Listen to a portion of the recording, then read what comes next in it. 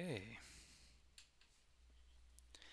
Good evening, everybody. Tonight we'll be continuing with the 1540 Great Bible. We're going to finish Job tonight, chapter 11 through 42. So please stand by.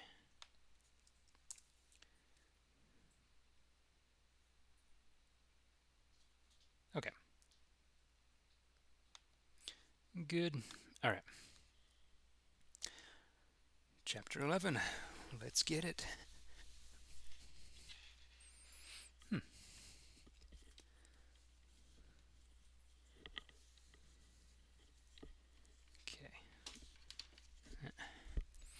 All right.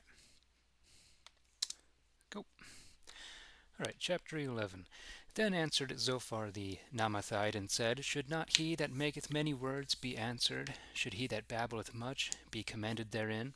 Should men give ear unto thee only? Thou wilt laugh other men to scorn, and shall nobody mock thee again? While thou say, wilt thou say unto God, The thing that I take in hand is perfect, and I am clean in thy sight? O that God would speak and open his lips against thee, that he might show thee out of his secret wisdom why he rewardeth thee double as he was appointed to do.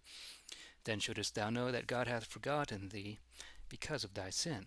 Art thou able to find out the secrets of God, or wilt thou attain to the perfectness of the Almighty? He is higher than heaven. What art thou able to do? Deeper than the hell. How wilt thou then know him? His length exceedeth the length of the earth, and his breadth the breadth of the sea. Though he turn all things upside down, close them in, gather them together, who will turn him from his purpose? Or who may say unto him, What doest thou? Why doest thou so? For it is he that knoweth the vanity of men. He seeth their wickedness also. Should he not then consider it? A vain body exalteth himself, and a man new born is like a wild ass's colt. If thou hadst now a right heart, and liftest up thine hands toward him, if thou wouldest put away the wickedness which thou hast in hand, so that no ungodliness dwell in thy house, then mightest thou lift up thy face without shame, and then shouldest thou be sure, and have no need to fear. Then shouldest thou forget thy misery, and think no more upon it, than upon the waters that run by. Then should the residue of thy life be as clear as the noonday, and spring forth as the morning. Then mightest thou have comfort in the hope that thou hast, and sleep quietly when thou art buried. Then shouldest thou take thy rest, and no man make thee afraid. Yea, many one should set much by thee. Many one should set much by thee, much value by thee. As for the eyes of the ungodly, they shall be consumed, and not escape. Their hope shall be misery and sorrow of mind. 12. So Job answered and said, Then no doubt ye are the men alone, and wisdom shall perish with you. But I have understanding as well as ye, and am no less than ye. Yea, who knoweth not these things? Thus he that calleth upon God, and whom God heareth, is mocked of his neighbor. The godly and innocent man is laughed to scorn. Godliness is a light despised in the hearts of the rich, and is set for them to stumble upon.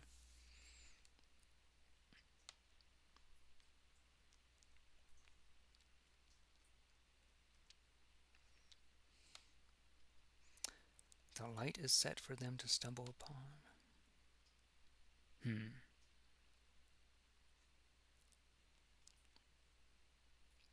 Godliness. Yeah.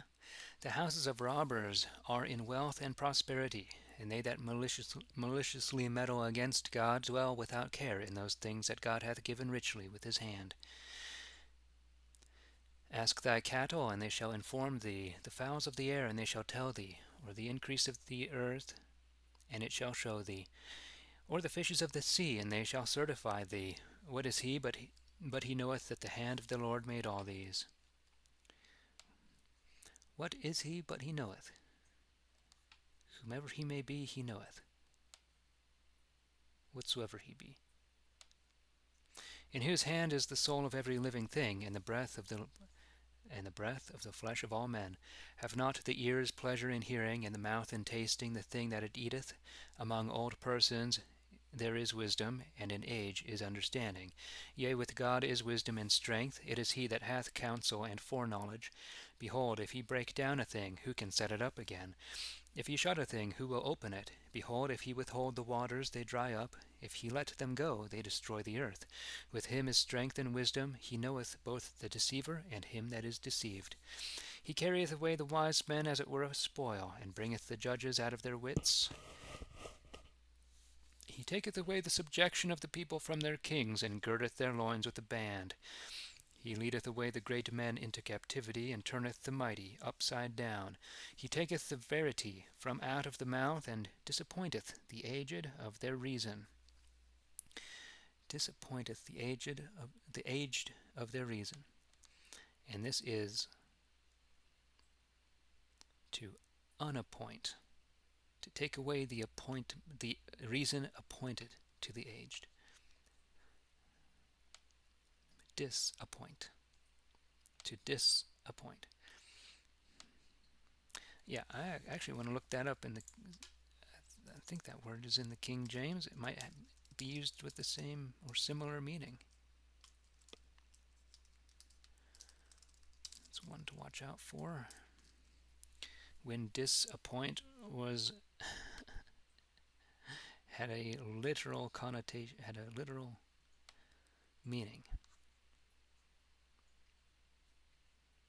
and didn't refer to a feeling. He poureth the confusion. He poureth the confusion upon princes, and comforteth them that have been oppressed. Look what lieth hid in darkness, he declareth it openly.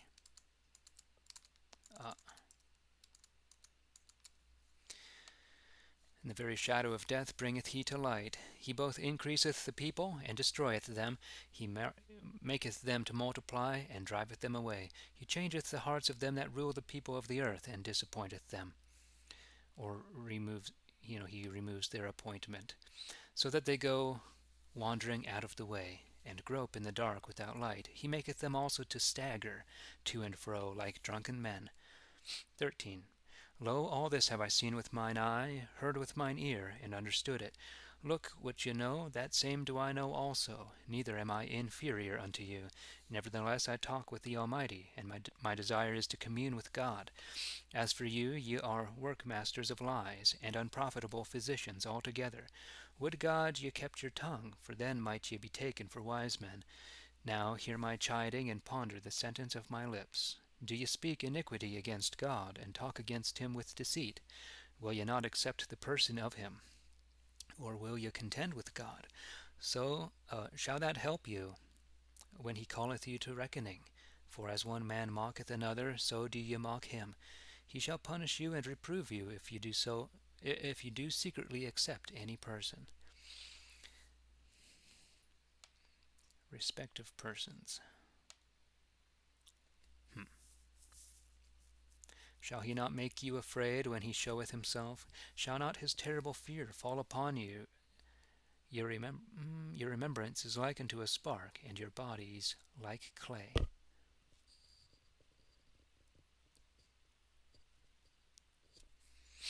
Hold your tongues for my sake, that I also may speak, and my sorrow shall be the less. Wherefore do I bear my flesh in my teeth, and put my soul in mine hands? Lo, though he slay me, yet will I put my trust in him. But I will reprove mine own ways in his sight. He shall make me whole, and there may no hypocrite come before him. Hear my words, and ponder my sayings with your ears. Behold, now have I prepared my judgment, and know that I shall be found righteous. What is he that will go to law with me? Let him come, that I may now hold my tongue and die. Nevertheless grant me 2 things, and then will I not hide myself from thee. Withdraw thine hand from me, and let not the fearful dread of thee make me afraid. Job says to God.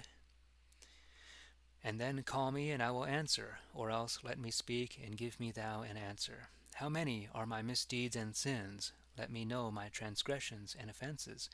Wherefore hidest thou thy face, and holdest me for thine enemy? Wilt thou be so cruel and extreme unto a flying leaf? a leaf blown in the wind, and follow upon dry stubble, follow upon, follow hard upon, pursue. Yeah. For thou layest sharply to my charge, and punishest me for the sins of my youth. Thou puttest my feet also in the stocks, and lookest narrowly upon all my paths, and markest the steps of my feet, whereas I, notwithstanding, must consume like as a foul carrion. Rotten carrion, and as a cloth that is moth-eaten.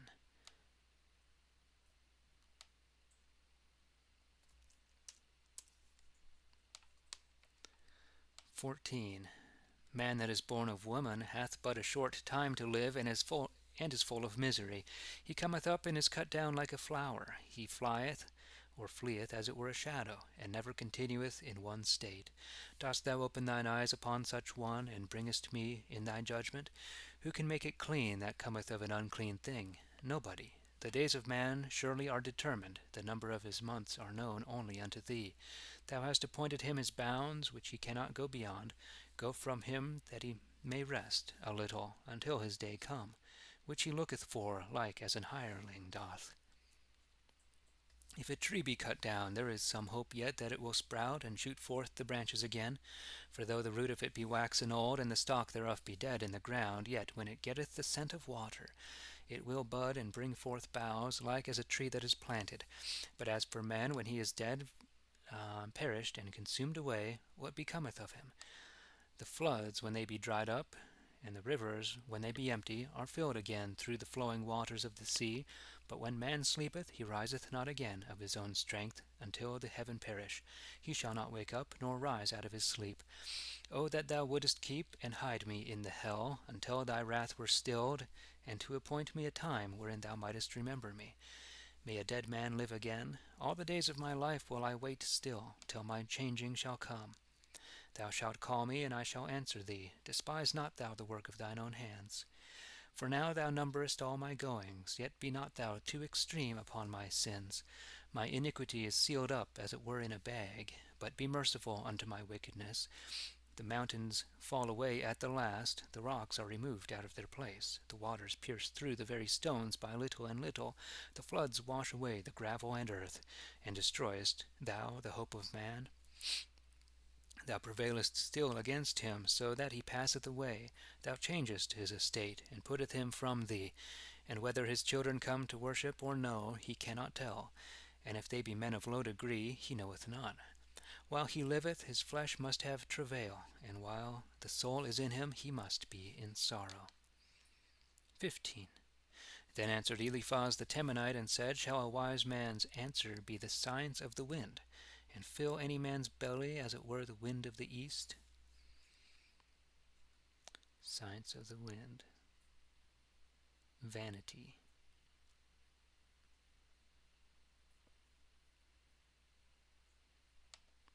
Shall he reprove with a word that is nothing worth? Worth. Transposed letters here. And speak the things which can do no good. As for shame, thou hast set it aside. Else wouldest thou not make so many words before God? But thy wickedness teacheth thy mouth, and so thou hast chosen thee a crafty tongue. Thine own mouth condemneth thee, and not I. Yea, thine own lips shape an answer against thee. Art thou the first man that ever was born, or wast thou made before the hills? Hast thou heard the secret counsel of God, that all wisdom is too little for thee? What knowest thou that we know not? And what understandest thou but we can the same? With us are both old and aged men, yea, such as have lived longer than thy father. Thinkest thou it a small thing of the consolations of God?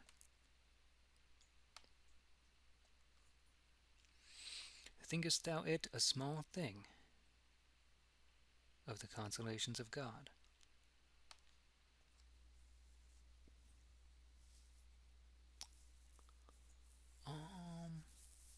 With thee is a living word. With thee is a living word. Why doth thine heart so bewitch thee? Oh, lying word. Yeah, okay. With thee is a lying word. Why doth thine heart so bewitch thee? And wherefore winkest thou with thine eyes, that thy mind is so puffed up against God, and lettest such words go out of thy mouth? What is man that he should be clean? What hath he which is born of a woman, whereby he might be righteous? Behold, he doth not trust his saints. Yea, the very heavens are not clean in his sight. How much more then an abominable and vile man, which drinketh wickedness like water? I will tell thee, hear me, and I will show thee that I have seen, which wise men have told, and hath not been hid from their fathers, unto whom only the earth was given, and no stranger went among them. Okay.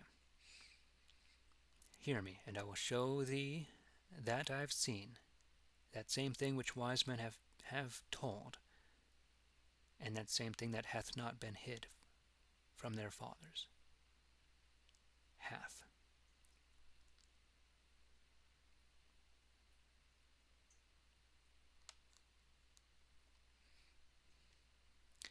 Yeah, so the verb being hath here means it's referring back to something that is an it. That I have seen. That thing that I have seen. Hath not been hid from their fathers, unto whom only the earth was given, and no stranger went among them. The ungodly sorroweth all the days of his life, as it were a woman with a child, and the number of a tyrant's years is unknown. A fearful sound is ever in his ears, and when it is peace, yet feareth he destruction. He believeth never to be delivered out of darkness. For the sword is always before his eyes. When he goeth forth to get a living, he seeth plainly that the day of darkness is at hand. Sorrow and carefulness will make him afraid, and compass him round about, like as it were a king with his host ready to the battle. For he hath stretched out his hand against God, and armed himself against the Almighty. He runneth proudly upon him, and with a stiff neck fighteth he against him, whereas he covereth his face with fastness.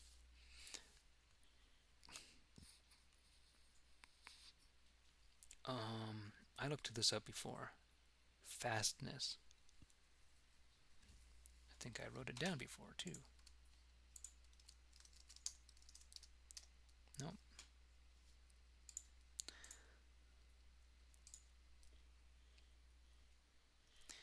In the King James, that corresponds to...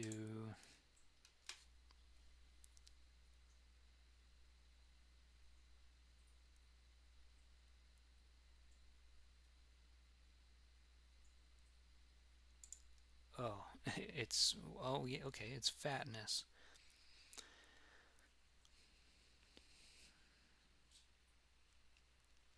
Yeah, okay, so fastness... Oh, I wish I wrote it down before. This word is not fatness, but it is rendered differently.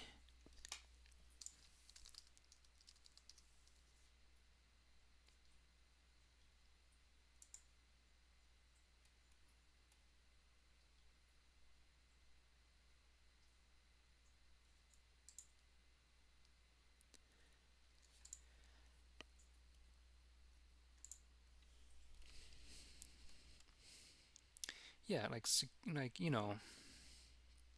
sound and secure, kind of very well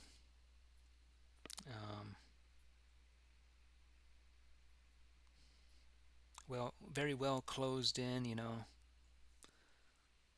fastness.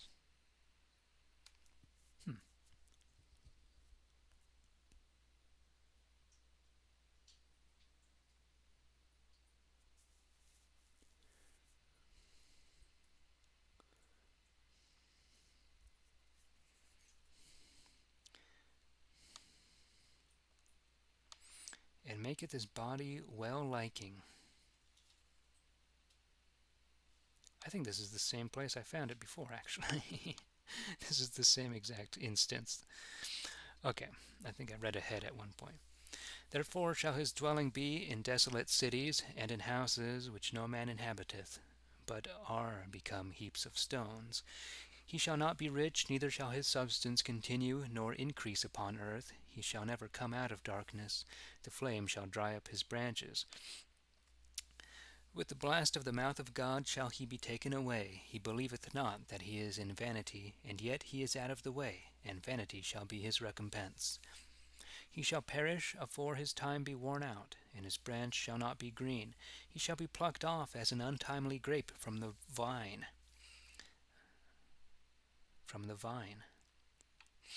And shall let his flower fall, as the olive doth. As as the olive as the olive lets his flower fall. I don't think it's.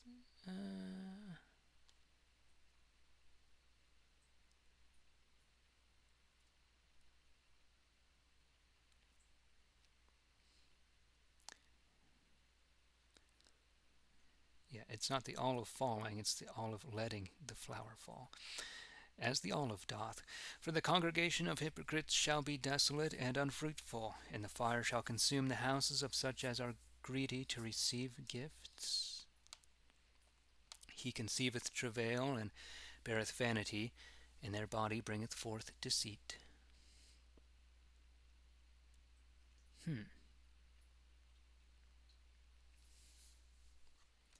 Their body.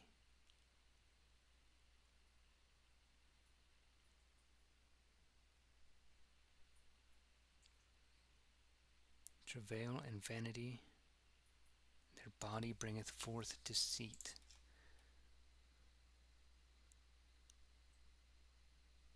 Oh. Okay, well, this isn't meant to be a he, this is meant to be they. They conceive travail. These two should agree with one another.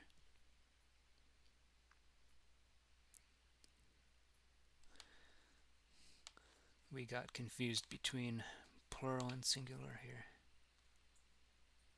The congregation of hypocrites. Well, the congregation of hypocrites is one thing. But no, he doesn't refer to the congregation. Okay. 16. Job answered and said, I have oft times heard such things. Miserable givers of comfort are ye, all the sort of you. Shall not vain words yet come to an end? Or hast thou yet any more to say? I could speak as ye do also, but would God that your soul were in my soul's stead. Then should I heap up words against you, and shake my head at you. I should comfort you with my mouth, and release your pain with the talking of my lips. But what shall I do? For all my words my sorrow will not cease, and though I hold my tongue, yet will it not depart from me. The sorrow won't depart. But now that God hath sent me adversity, thou hast troubled all my congregation. All my congregation.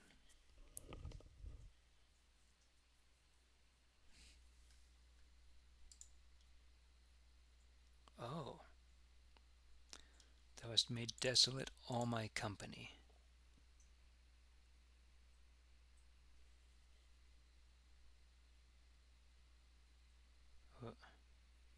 God hath sent me adversity.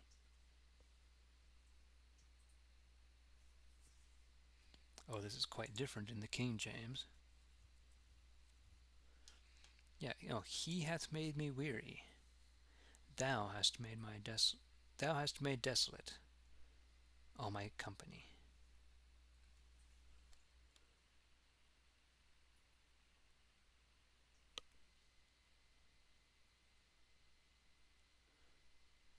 Yeah, there's just some difficult phrases here in Job. That's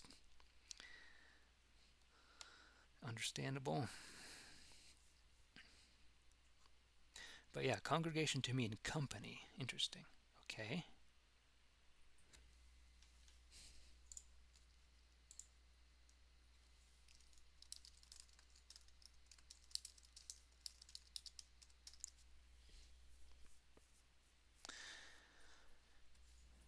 and that thou hast filled me with wrinkles. My flesh is record, and my leanness riseth up against me, and beareth witness against me.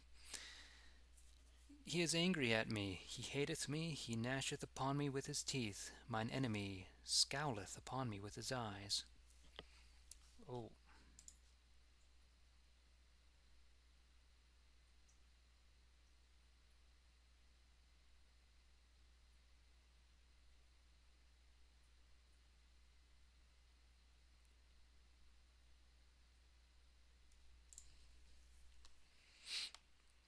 okay.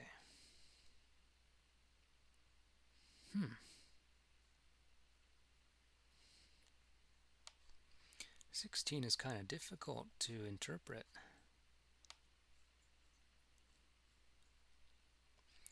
They have opened their mouths wide upon me, and smitten me upon the cheek despitefully. They gather themselves together against me. God hath put me in press with the ungodly. Huh.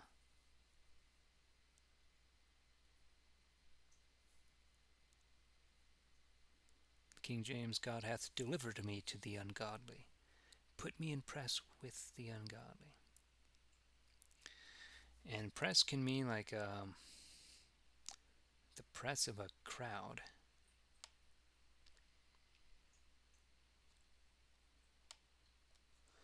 God hath made me pressed upon by the ungodly, carried away with the crowd of them, and delivered me into the hands of the wicked. I was in wealth, but he hath brought me to naught. He hath taken me by the neck, he hath rent me, and set me as a mark for himself. His archers compass me round about. He wounded my loins, and doth not spare. My bowels hath he poured upon the ground. He hath given me one wound upon another, and is fallen upon me like a giant. I have sewed a sackcloth upon my skin, and lie with my hair in the dust. Hair. My face is swollen with weeping, and mine eyes is the shadow of death. Mine eyes is?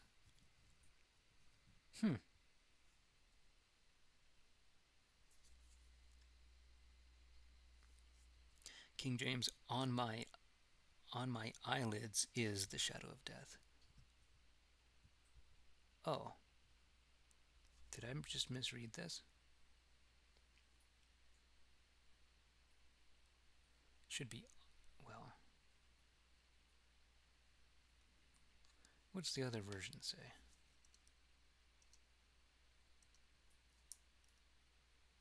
What chapter is this? Okay.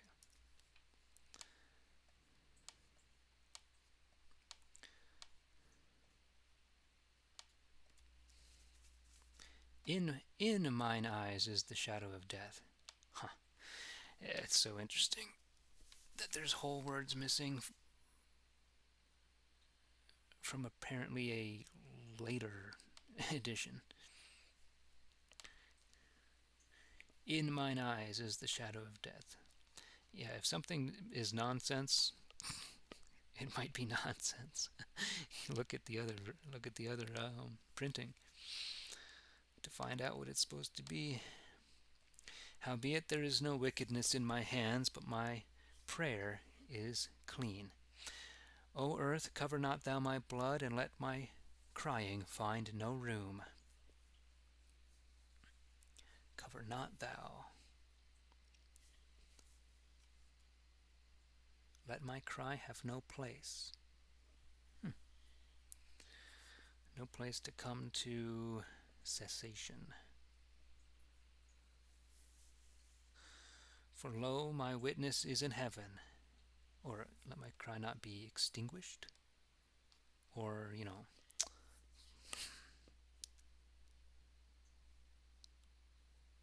put out of sight. For lo, my witness is in heaven, and he that knoweth me is above in the height. My friends give me many words to scorn, and mine eye poureth out tears unto God. Oh, that a body might plead with God, as one man doth with another. Yet the number of my years is come, and the way that I must go is at hand, from whence I shall not turn again. I shall not return from again. I like how they say body to mean a person. Oh, that a person might plead with God. 17. My breath stinketh, my days are shortened. I am hard at death's door. Froward men are with me, and mine eye must continue in the bitterness of them. O deliver me, and look out one to be my surety in thy sight. What is he that knoweth who will promise? What is he that knoweth who will promise for me?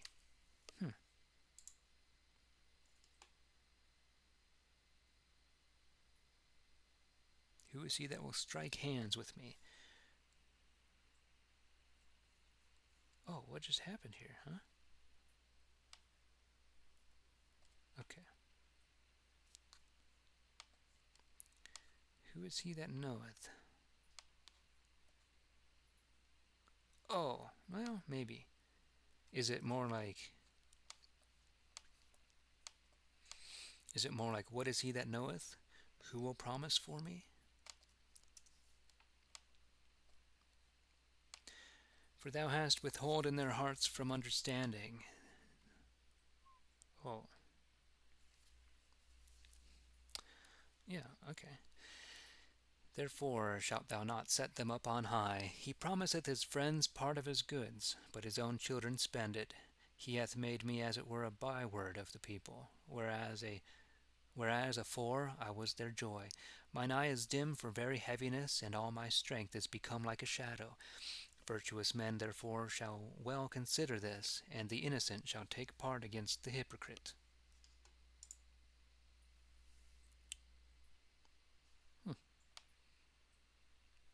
The righteous also will keep his way, and he that hath clean hands will ever be stronger and stronger. As for you, turn you and get you hence, I pray you, seeing I cannot find one wise man among you. My days are past, and my counsels and thoughts of my heart are vanished away, changing the night into day, and the light into darkness. Though I tarry never so much, yet the grave is my house, and I have made my bed in the dark. I call corruption my father, and the worms call I my mother and sister. What helpeth then my long tarrying, or who hath considered the thing that I look for? All that I have shall go down into the pit, and lie with me in the dust. 18. Then answered Bildad the Shuhite, and said, When will ye make an end of your words? Mark well, and then we will speak. Mark well.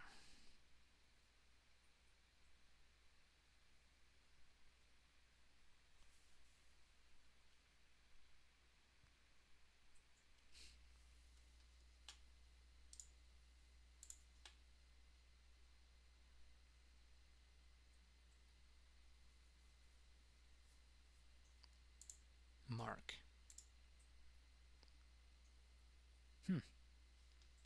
Never thought about that. Mark, and then we will speak.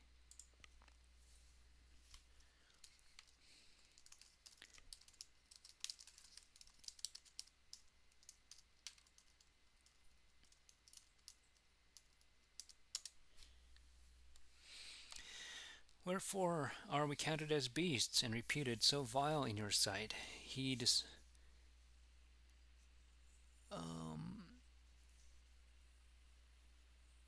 destroyeth himself with his anger. He destroyed himself with his anger. Huh? What's that phrase? Oh, this is not a question. This is a kind of a rhetorical exclamation. He destroyeth himself with his anger. Shall the earth be forsaken, or any stone removed out of his place because of thee?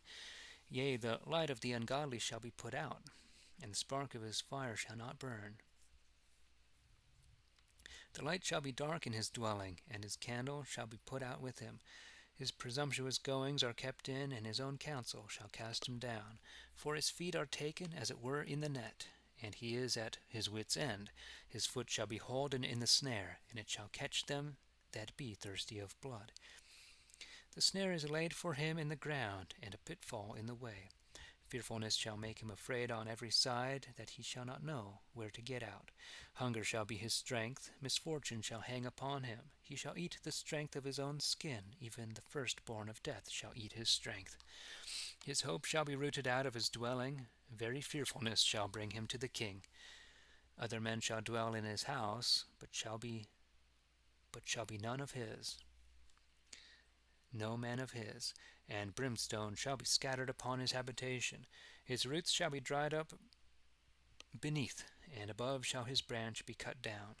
His remembrance shall perish from the earth, and he shall have no name in the street. They shall drive him from the from the light into darkness, and cast him clean out of the world. He shall neither have children nor kinsfolks among his people, no, nor any posterity in his dwellings. They that come after him, what happened here? Shall be astonied at his day, and they that go before shall be afraid. Such are now the dwellings of the wicked, and this is the place of him that knoweth not God. 19. Job answered and said, How long will ye vex my soul, and trouble me with words? Lo, 10 times have ye reproved me, and are not ashamed for to laugh me so to scorn. If I go wrong to myself. But if ye will enhance yourselves against me, and accuse me to be a wicked person, because of the shame that is come upon me, know this then, that it is God that hath handled me so violently, and hath compassed me about with his net.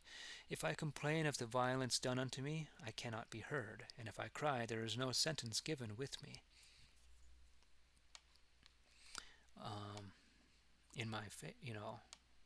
On my part, no defense.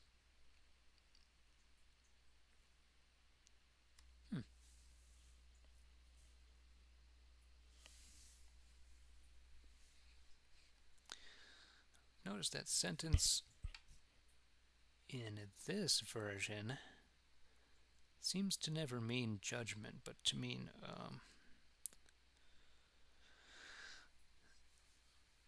the arguments of defense or complaint. And the King James sentence means the judgment, the sentence of the judge. He hath hedged up my voice that it cannot pass.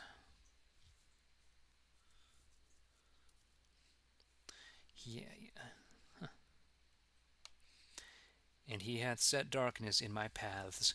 He hath spoiled me out of mine honour, and taken the crown away from my head. He hath destroyed me on every side, and I am undone. My hope hath he taken away from me, as it were a tree plucked up by the root.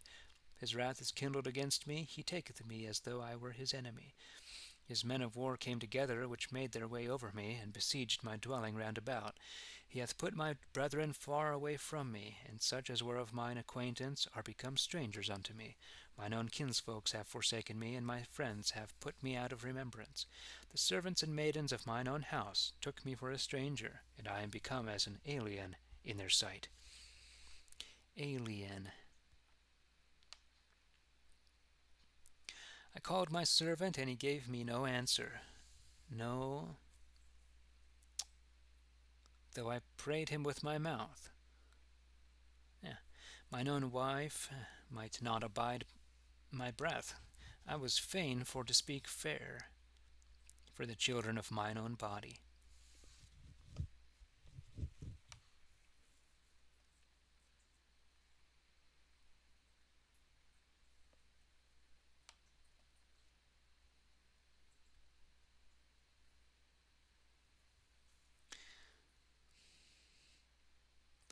I think fain, like,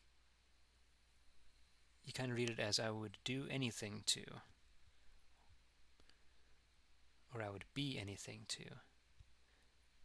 I think it's the exact same word as feign as in pretend. I would pretend anything to be able to, kind of deal. Yea, the children despised me, and when I was gone from them, they spake evil upon me. All such as were my most familiars abhorred me, and they whom I loved best are turned against me. My bone hangeth to my skin, and my flesh is away. And there is left me the skin about my teeth. Wow.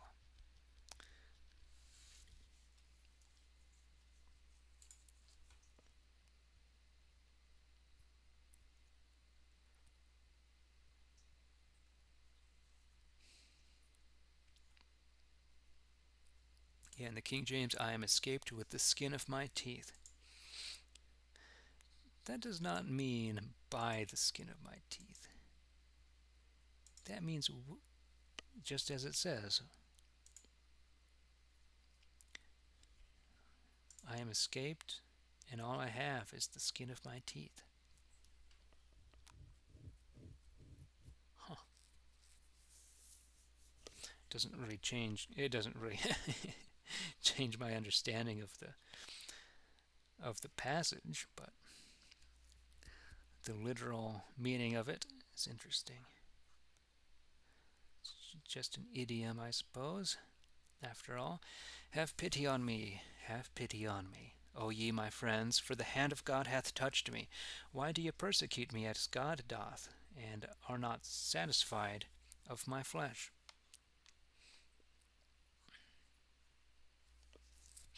Oh, that my words were now written! Oh, that they were put in a book! Would God they were graven with an iron pen in lead, or in stone, to continue.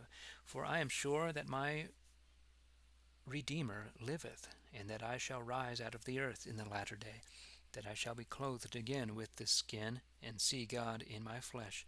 Yea, I myself shall behold him, not with other, but with these same eyes. My reins are consumed within me. Did not you say, why doth he suffer persecution?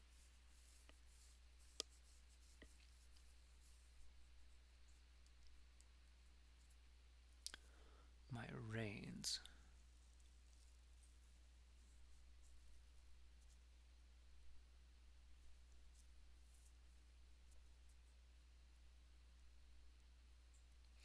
I think it does pertain to self-control.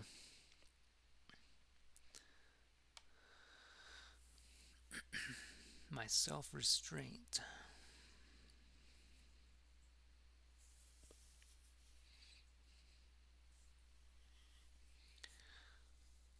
It seems like it's a different idea from like horse reins,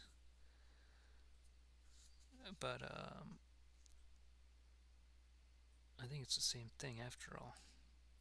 It refers to a part or part of the body, or just a faculty of the body. I mean, apparently it refers to kidneys, but just like we use the word heart for for emotions, they used kidneys to mean um, nerves or what have you.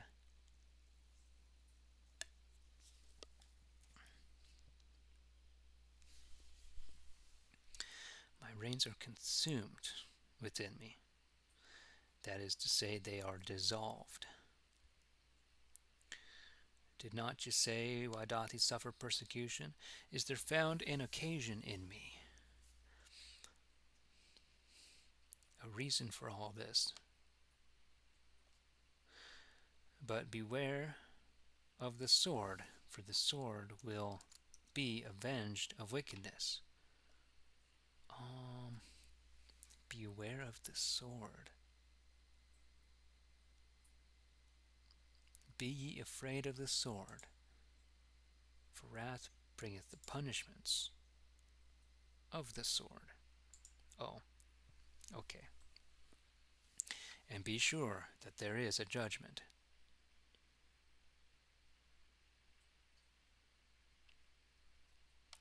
Okay. 20. Then answered Zophar the Naamathite and said, For the same cause do my thoughts compel me to answer. And why? My mind is ready within me. I have sufficiently heard thy checking and reproof. Therefore am I purposed to make answer after mine understanding. Knowest thou not this? Oh, yeah, namely, that from the beginning, ever since the creation of man upon earth, the gladness of the ungodly hath been short, and that the joy of hypocrites continued but the twinkling of an eye, though he be magnified up to the heaven, so that his head reacheth unto the clouds, yet at a turn he perished forever, or perisheth forever, insomuch that they which have seen him shall say, Where is he? He shall vanish as a dream, so that he can no more be found, and shall pass away as a vision in the night, so that the eye which saw him before shall have no more sight of him, and his place shall know him no more. His children shall be fain to agree with the poor, and his hands shall restore their goods.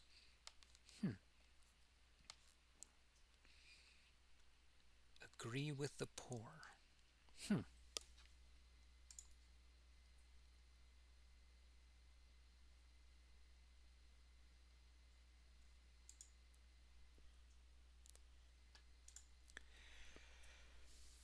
To please the poor.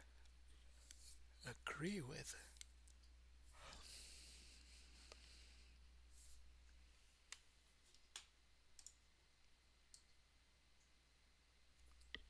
Kind of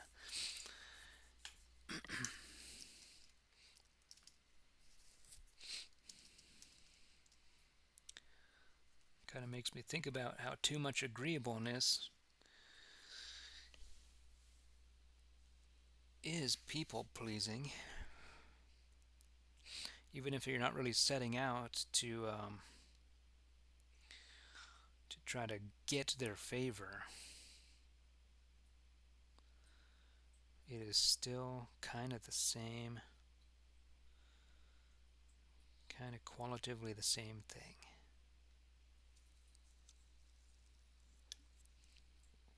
Effectively.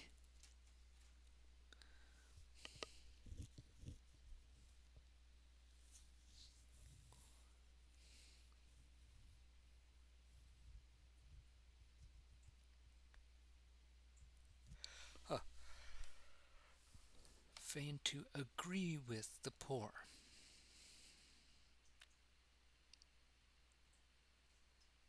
And his hands shall restore their goods. From his youth his bones are full of pleasures, but now shall it lie down within him in the earth. When wickedness was sweet in his mouth, he hid it under his tongue, that he favored.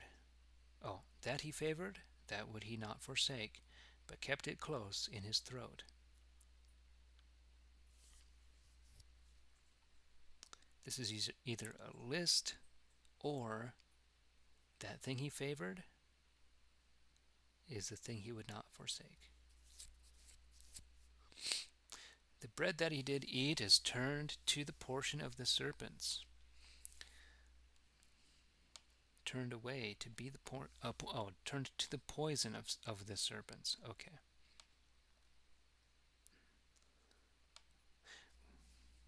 Within his body. Okay, wow.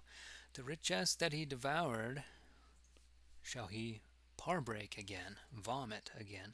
For God shall draw them out of his belly. He shall suck the gall of serpents, and the adder's tongue shall slay him, so that he shall no more see the rivers and brooks of honey and butter. The thing that other men have labored for shall he restore again, and shall not eat it up.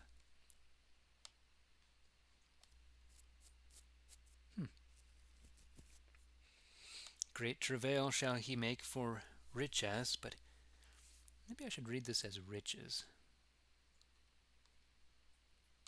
Same thing. Riches and, even riches and richness. It's the same thing. I'll just say riches. But he shall not enjoy them. And why? He hath oppressed the poor, and not helped them.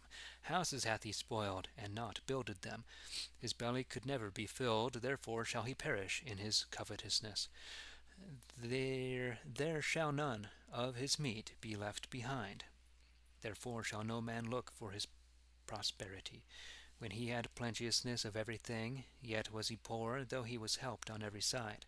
For though the wicked have never so much to fill his belly, yet God shall send his wrath upon him, and cause his indignation to reign over him, so that if he flee the iron weapons, he shall be shot with the steel bow.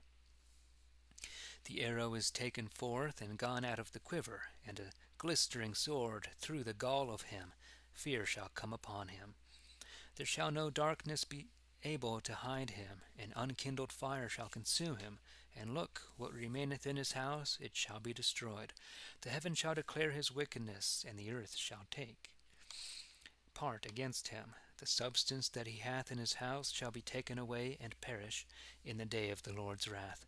This is the portion that the wicked man shall have of God, and the heritage that he may look for of God, because of his words.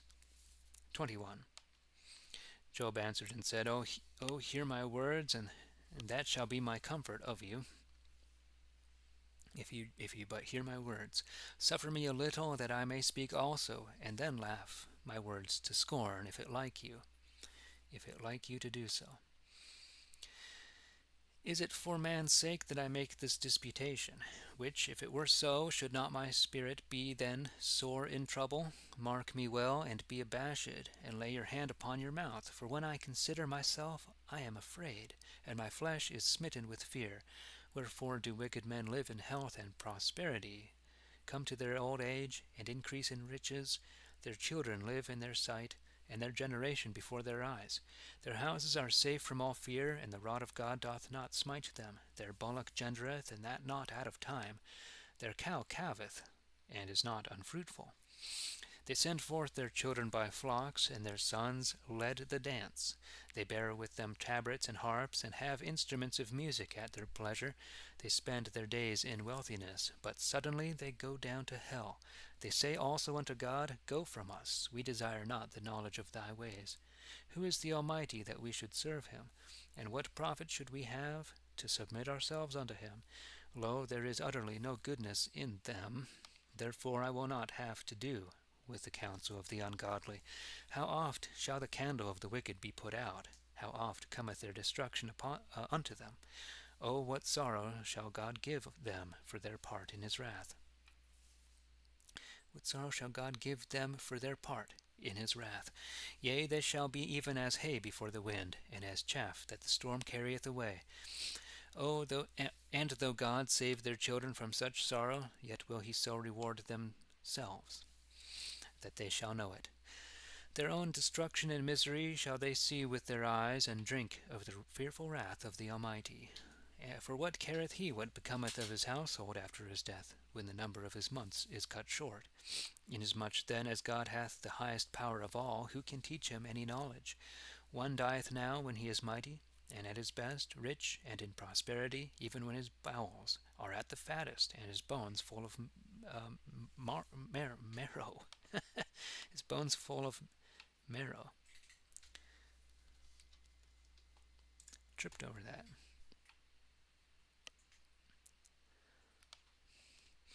Another dieth in sorrow and heaviness, and never had good days. They shall sleep both alike in the earth, and the worms shall cover them. Behold, I know what ye think, yea, and the subtlety that ye imagine against me. For ye say, Where is the prince's palace, and where is the dwelling of the ungodly? Have ye not asked them that go by the way?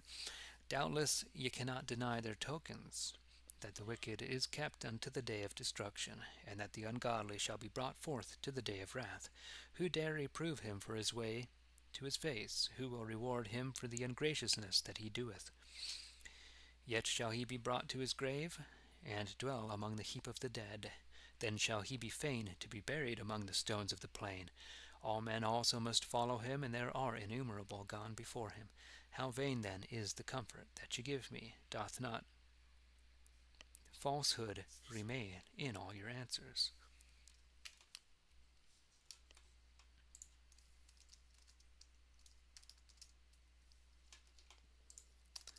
That is falsehood right there.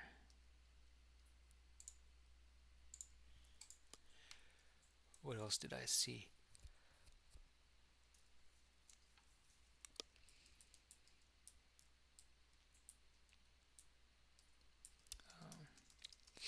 Dare with two R's is kind of interesting. 22. So Eliphaz the Temanite gave answer and said, May a man be profitable unto God, as he that is wise may be profitable to himself? Is it any advantage unto the Almighty that thou art righteous? Or shall it profit him that thou makest thy ways perfect? Is he afraid to reprove thee, and to step forth with thee into judgment? Is not thy wickedness great, and thine ungracious deeds innumerable? For thou hast taken the pledge from thy brother for naught, and robbed robbed the naked of their clothing. To such as be weary hast thou given no water to drink, and hast withdrawn bread from the hungry. Hmm.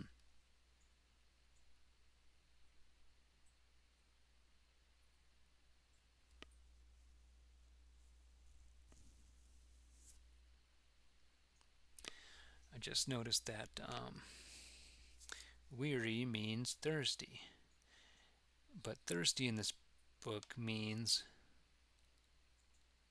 like um,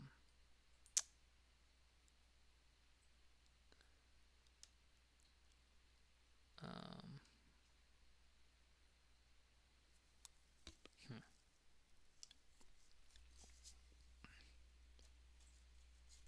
I might be wrong about that. Let me see.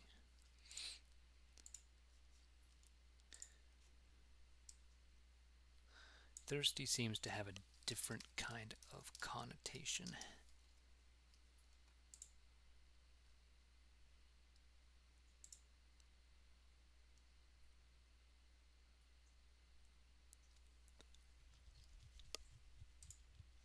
Maybe not.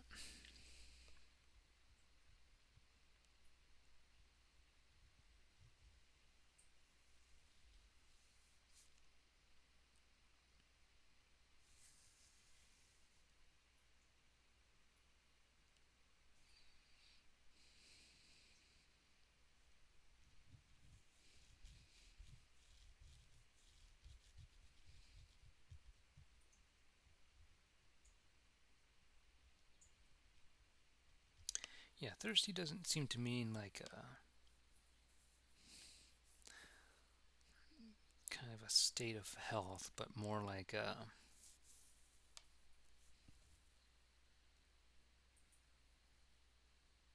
I don't know.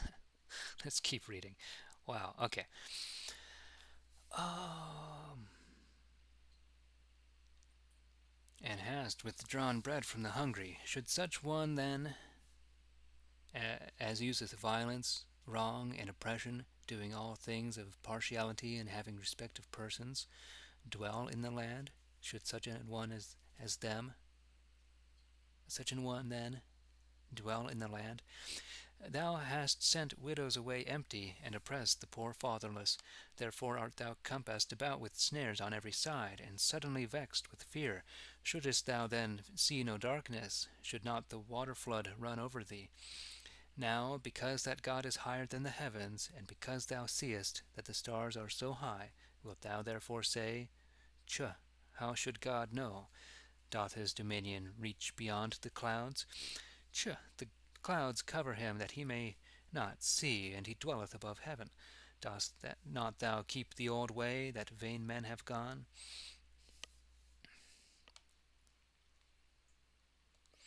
Which were cut down out of time, and whose foundation was as a running water, which said unto God, Go from us.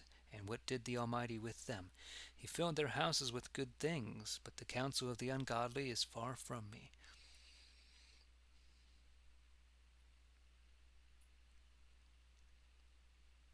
Hmm. The righteous saw it and were glad, and the innocent laughed him to scorn. Is our increase hewn down? As for the remnant of them, the fire hath consumed it.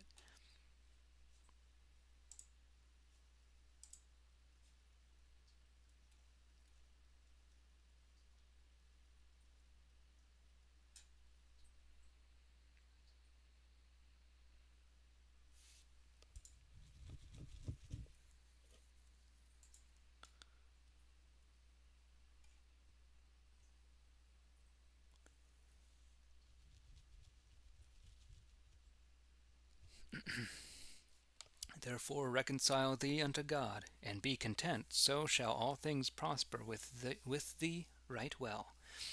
Receive the law at his mouth, and lay up his words in thine heart. For if thou wilt turn to the Almighty, thou shalt stand fast, and put all unrighteousness from thy dwelling. Thou shalt make gold as plentiful as the dust, and the gold of Ophir as the flints of the rivers. Huh. The flints of the rivers. What is that? The stones of the brooks. Okay. The fine stones, I suppose.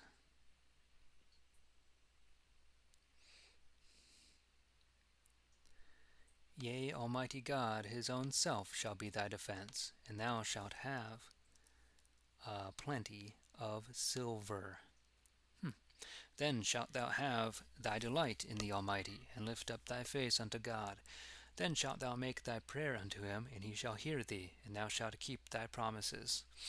Then look what thou takest in hand, he shall make it to prosper with thee, and the light shall shine in thy ways.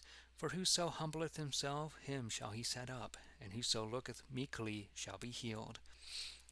If thou be innocent, thou shalt deliver the country. If thou be innocent, thou shalt deliver the country, because of the unguiltiness of thy hands.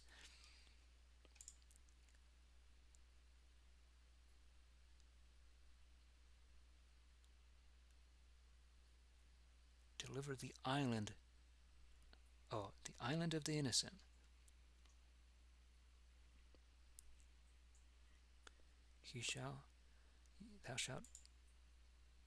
Thou shalt deliver the island of the innocent. Whoa.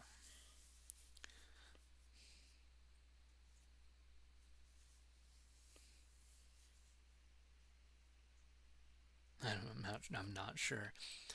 23.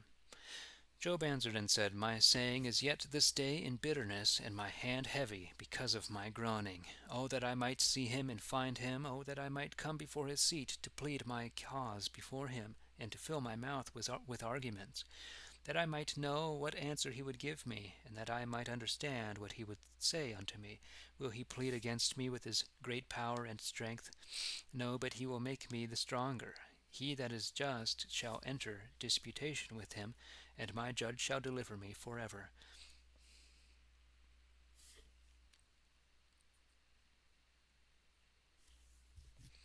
Behold, though I go before, I find him.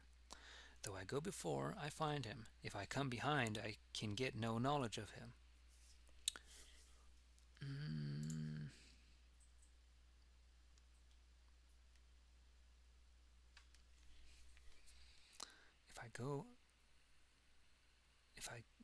Though I go before, I find him.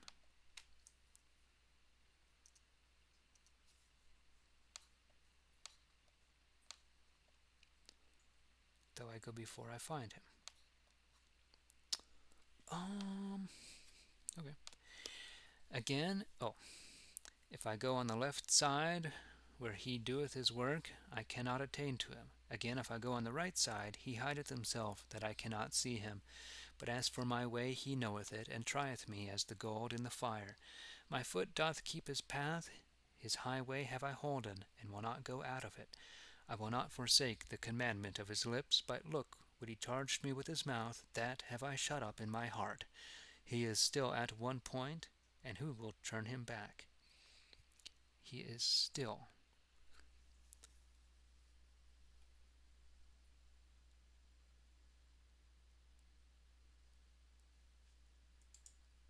He is in one mind, and who can turn him?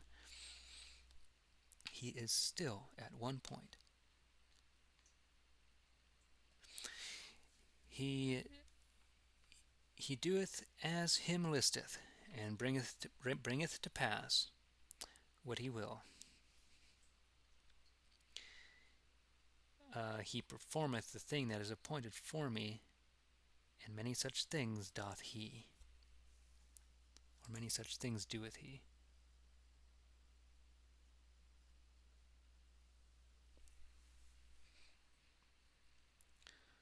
Not sure what the R is for here.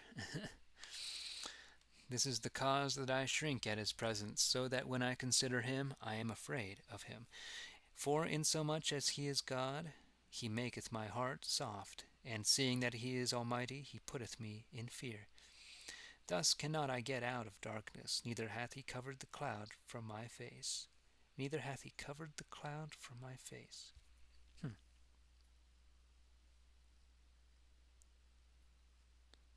Covered the darkness from my face.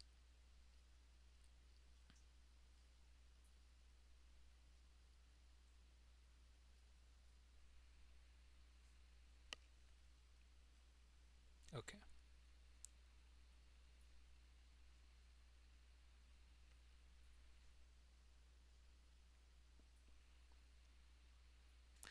"24.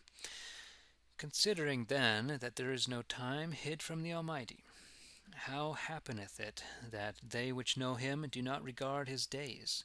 For some men there be that remove other men's landmarks, that rob them of their cattle, and keep the same for their own, that drive away the ass of the fatherless, that take the widow's ox for a pledge, that thrust the poor out of the way, and oppress the simple of the world together. Behold, even as the wild asses in the desert go they forth to their work." Even as even as these go they forth to their work, and rise betimes to spoil. Um,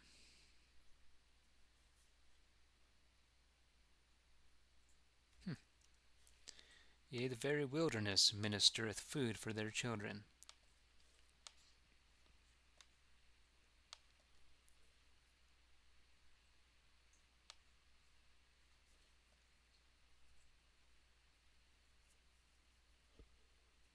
Even as. Okay. I misread this, didn't I? Okay.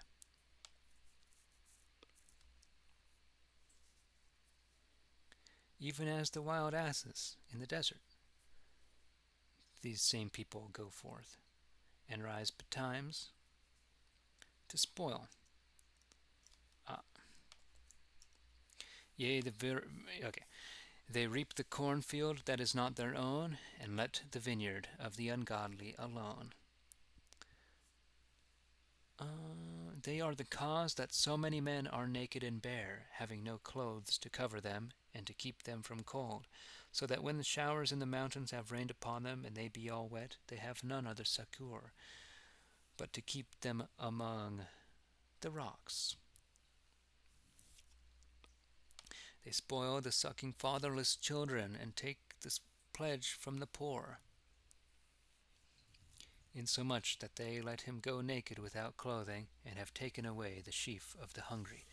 The poor are fain to labor in their oil mills, yea, and to tread in their wine presses, and yet to suffer thirst. The men of the city cry to the Lord with sighing. The souls of the slain also make their complaint. But God destroyeth them not for all this, whereas they, notwithstanding, are conversant among them that abhor the light. They know not his way, nor continue in his paths. Timely in the morning do they arise, to murder the simple and poor, and in the night they go a-stealing. The eye of the adulterer waiteth for the darkness, and saith thus in himself, there shall no eye see me, and so he disguiseth his face. In the night season they search the houses, and bide themselves in the daytime. Might be hide.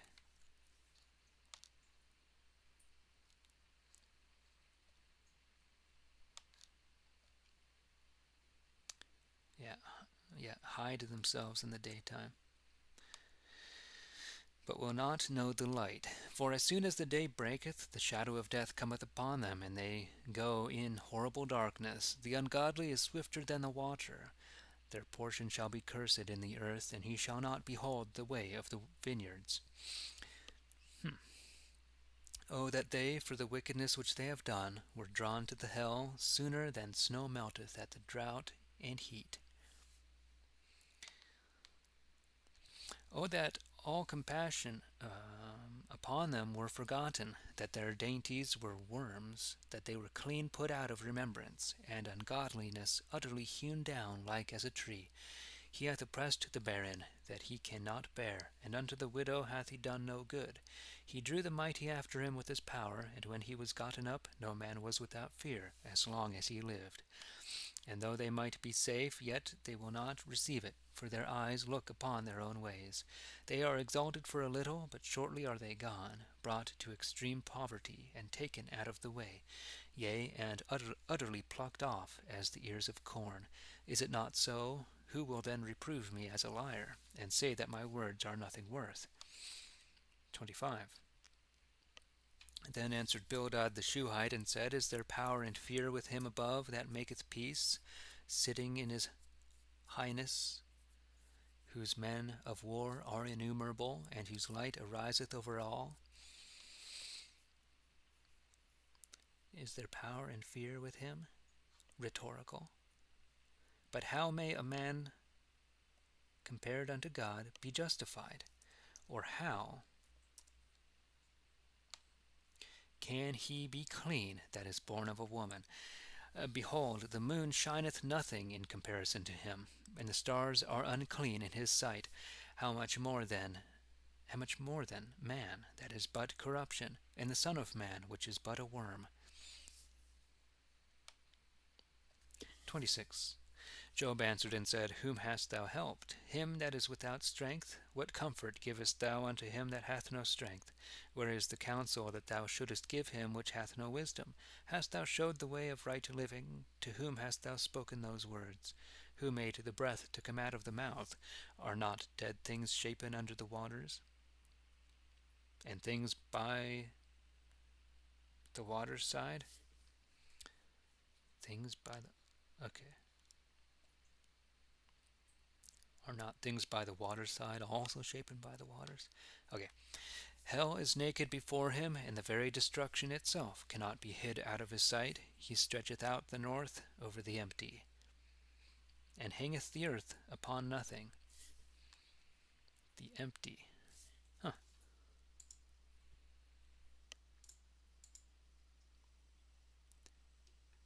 That is to say, over the empty place.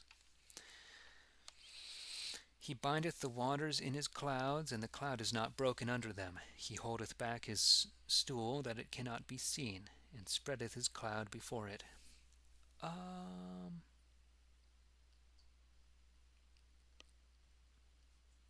His stool, the face of his throne.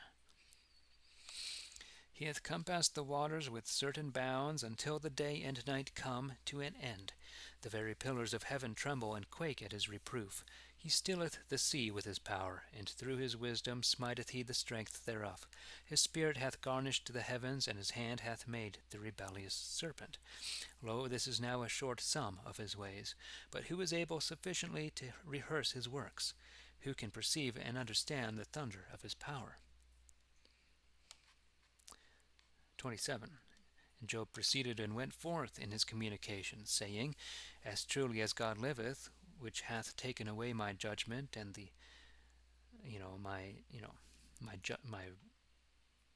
fair judgment is what he's saying, and the Almighty that hath vexed my mind,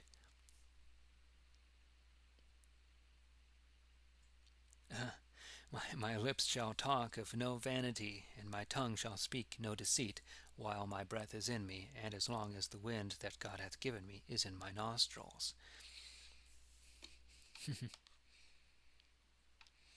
God forbid that I should grant your cause to be right. As for me, until mine end come, will I never go from mine innocency. My righteous dealing have I kept fast. My righteous dealing keep I fast, which I will not forsake. My heart shall not reprove me of my days. Therefore mine enemy shall be found as the ungodly, and he that taketh part against me as the unrighteous. For what hope hath the hypocrite, though he hath great good, or great goods, and though God give him riches after his heart's desire? Doth God hear him the sooner, when he crieth unto him in his necessity? Hath he such pleasure and delight in the Almighty, that he dare always call upon God? I will teach you in the name of God, and the thing that I have of the Almighty will I not keep from you.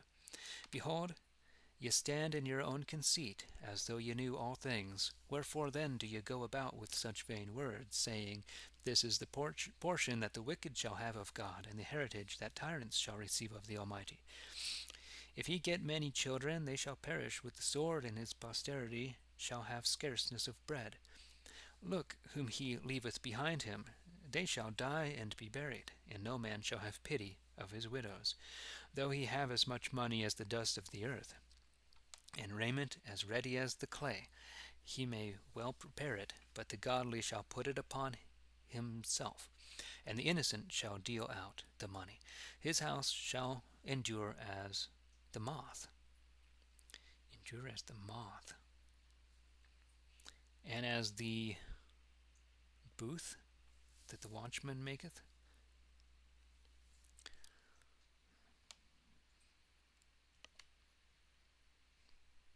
A watchman on the border pitches a tent, a booth, which is also easily, it's meant for one night. It's meant to endure for a night. Endure as a moth. I guess the lifespan of a moth is not very long. Okay.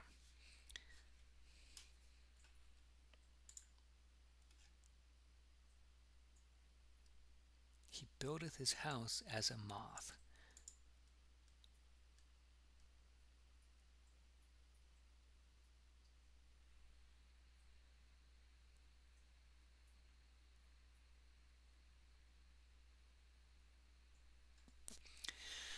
When the rich man dieth, he carrieth nothing with him. He is gone in the twinkling of an eye, and hath nothing. Destruction taketh hold upon him as a water flood, and the tempest stealeth him away in the night season. A vehement east wind carrieth him hence, and departeth. A storm plucketh him out of his place. It rusheth in upon him, and spareth him not.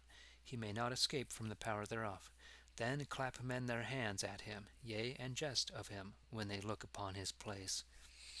28. Whoa. There is a place where silver is brought out of, and where gold is tried, where iron is digged out of the ground, and stones resolved to metal. The darkness shall once come to an end. He can seek out the ground of all things, the stones, the dark, and the shadow of death. With the river of water parteth he asunder the strange people, that know no good neighborhood, such as are rude, unmannerly, and boisterous. He bringeth food out of the earth, and that which is under consumeth he with fire.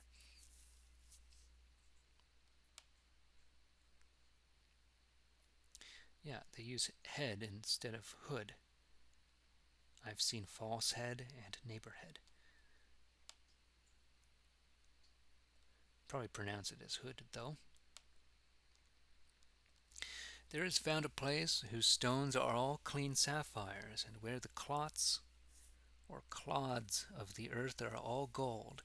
There is a way also that the birds know not, that no vulture's eye hath seen, wherein the lion's whelps walk not, and where no lion cometh. There putteth he his hand upon the stony rocks, and overthroweth the mountains. Rivers flow out of the rocks, and look, what is pleasant, his eye seeth it. Out of drops bringeth he great floods together, and the thing that is hid bringeth he to light. How cometh a man then by wisdom? Where is the place that men find understanding? Verily no man can tell. How worthy a thing she is, wisdom and understanding. Neither is she found in the land of them that live at their own pleasure. Aha. Of them that live at their own pleasure.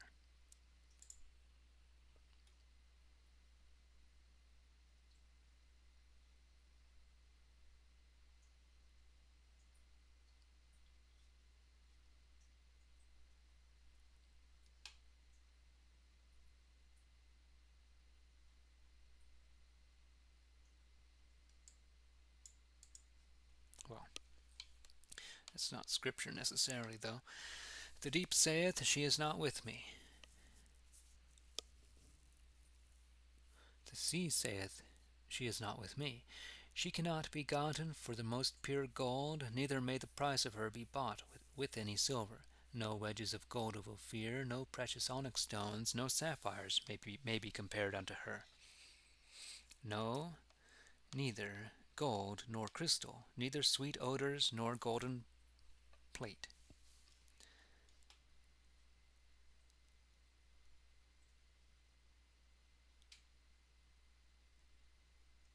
Um,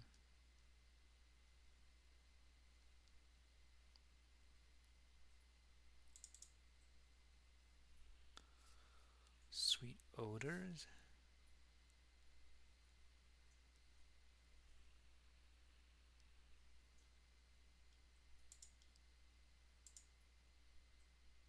Huh. Well, okay. There is nothing so worthy or so excellent um, as once to be named unto her. For perfect wisdom goeth far beyond them all. There is nothing so worthy or so excellent as once to, be named unto her. Oh,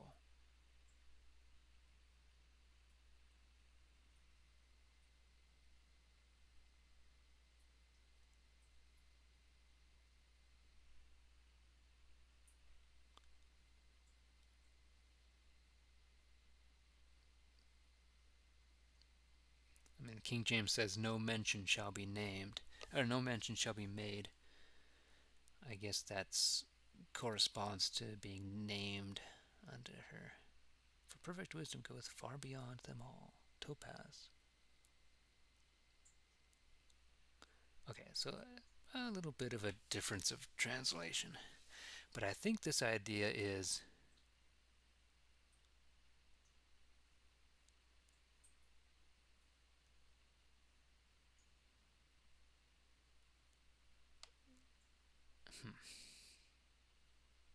wants to be named unto her.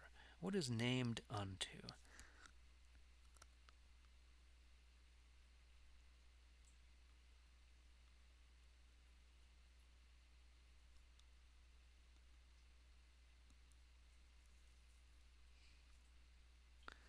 Okay.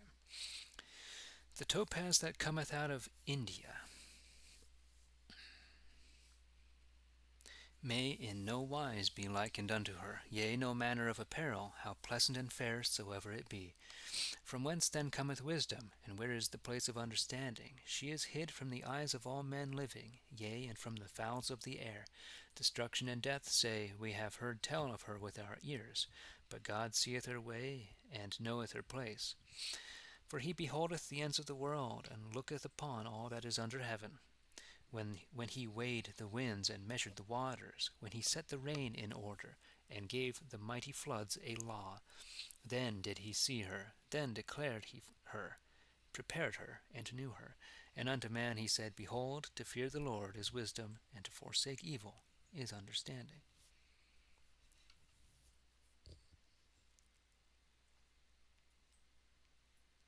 Not just the beginning of wisdom, that is wisdom, he says. Well, that's what it says in the King James, too.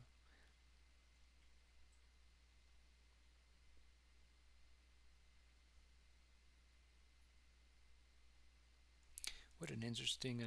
Job has so many interesting. This isn't Solomon writing this. It's very similar to Solomon, but different.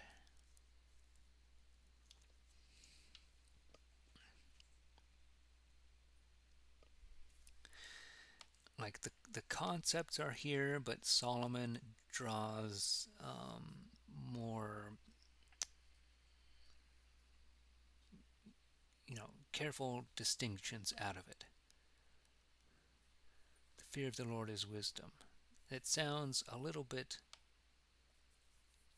poetic. It sounds almost as if it's meant to be poetic or symbolic. But Solomon says the fear of the Lord is the beginning of wisdom, which is very distinct.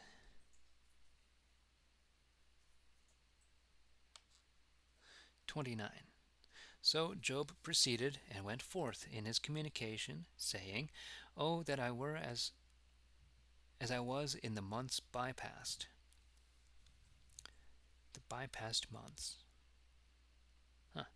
And in the days when God preserved me, when his light shined upon my head, when I went after the same light and shining even through the darkness, as it stood with me when I was young, when God prospered my house, when the Almighty was yet with me, when my children stood about me, when my ways ran over with butter, and when the stony rocks gave me rivers of oil, when I went through the city unto the gate, and when they set me a chair in the street, when the young men, as soon as they saw me, hid themselves, and when the aged arose and stood up unto me as well, when the princes left off their talking and laid their hand to their mouth, when the mighty kept their voice, and when their tongue cleaved to the roof of their mouth, when all they that heard me called me happy, and when all they that saw me spake good of me.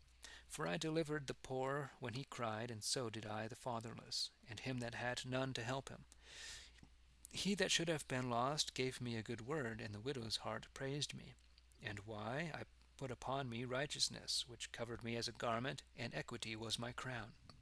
I was an eye to the blind, and a foot to the lame. I was a father unto the poor, and when I knew not the cause, I sought it out diligently. I brake the jaws of the unrighteous man, and plucked the spoil out of his teeth. Poetic. Therefore I thought verily that I should have died in my nest, and that my days should have been as many as the sands of the sea. For my root was spread out by the waterside, and the dew lay upon my corn. My honor increased more and more, and my bow was ever the stronger in mine hand. Unto me men gave ear, me they regarded, and with silence they tarried for my counsel. If I had spoken, they would have it none other ways. My words were so well taken among them.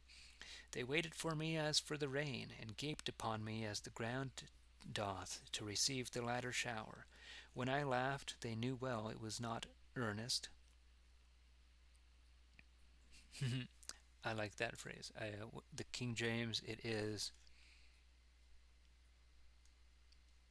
if I laughed on them, they believed it not.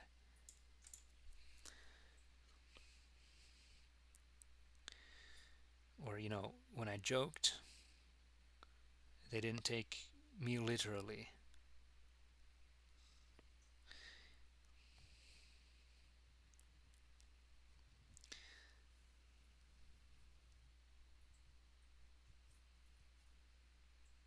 Yeah, that's so relatable, though.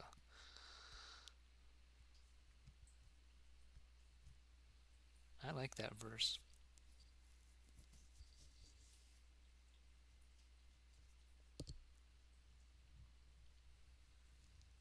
When I laughed, they knew well it was not earnest.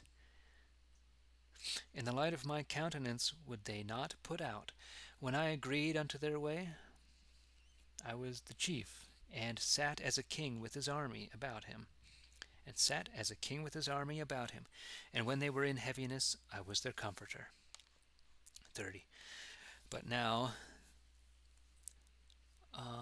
they that are younger than I have me in derision, yea, even they whose fathers I would have thought scorn to have set with the dogs of my cattle. Okay. Wow.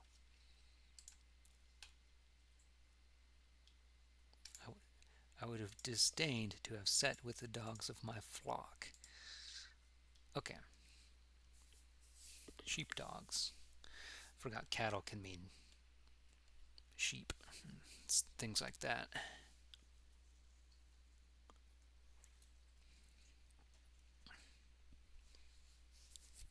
Flock. The power and strength of their hands might do me no good, for the time is but lost among them.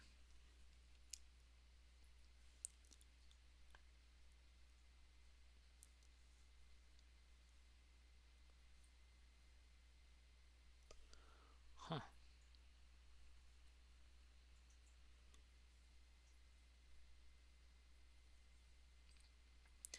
Yea, whereunto might the strength of their hands profit me, in whom old age was perished?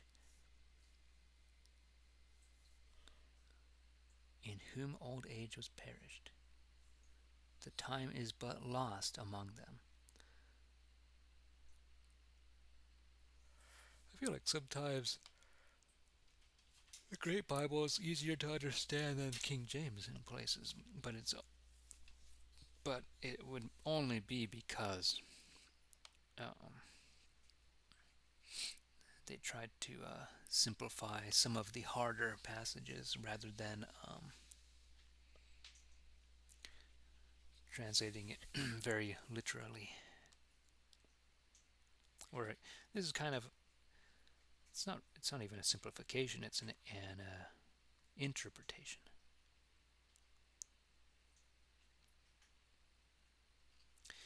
For very misery and hunger For very misery and hunger they fled into the wilderness, a dark place, horrible and waste, plucking up nettles among the bushes and the juniper roots for their meat. And when they were driven forth, men cried after them, as it had been after a thief. Their dwelling was beside foul brooks, yea, in the caves and dens of the earth. Among the bushes went they about, crying, and under the thorns they gathered themselves together. They were the children of fools and villainies? No, children of fools and villains, which are vexed out of the world.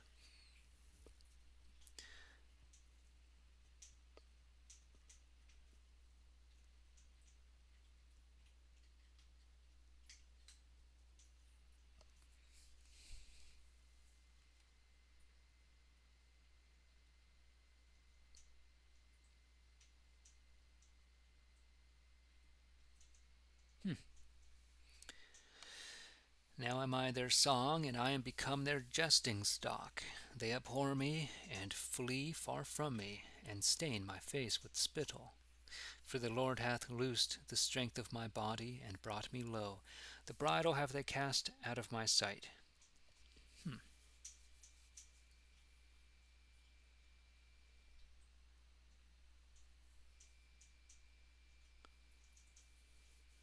Let loose the bridle before me. Not sure what that means.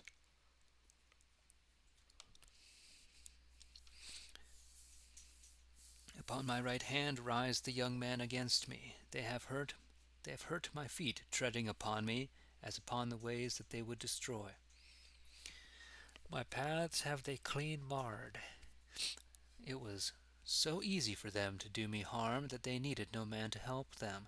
They fell upon me as it had been the breaking in of waters, and came in by heaps to destroy me. Fearfulness is turned against me. Mine honor vanquished away. Huh.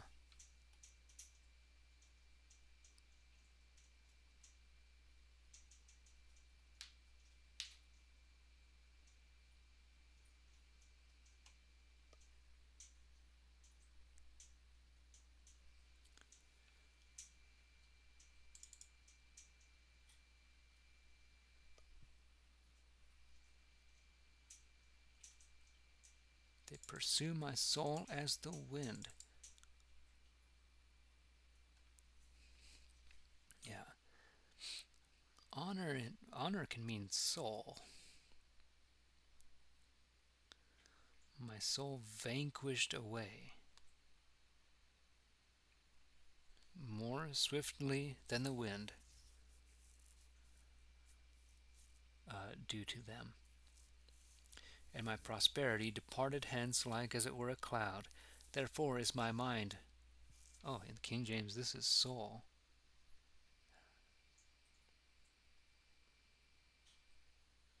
The King James honor and mind are both soul. How about that?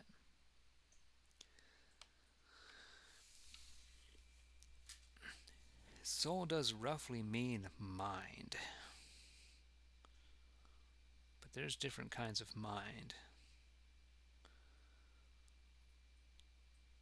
There's the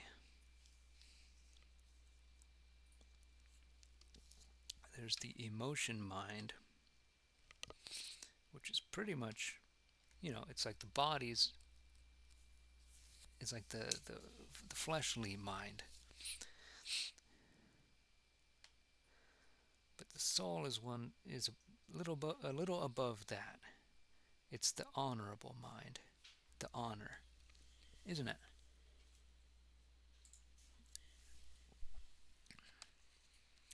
Therefore is my mind poured full of heaviness, and the days of my trouble have taken hold upon me.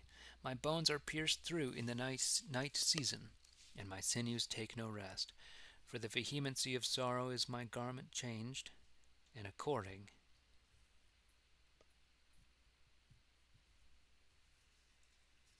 to the diversity of heaviness am I girded with my coat. He hath cast me into the mire, and I am become like ashes and dust. When I cry unto thee, thou dost not hear me. And though I stand before thee, yet thou regardest me not. Thou art become mine enemy, and with thy violent hand thou hast taken part against me. In times past thou didst set me up on high, as it were above the wind, but now hast thou given me a very sore fall. Sure, I am sure that thou wilt deliver me unto death, even to the lodging that is due unto all men living. Now use not men to do violence unto them.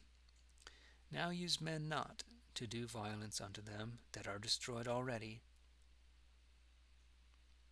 But where hurt is done, there use they to help. They are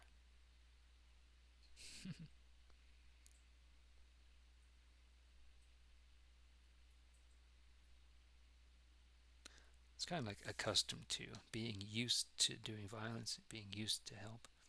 But it's even a little more literal than that. It's what they commonly do.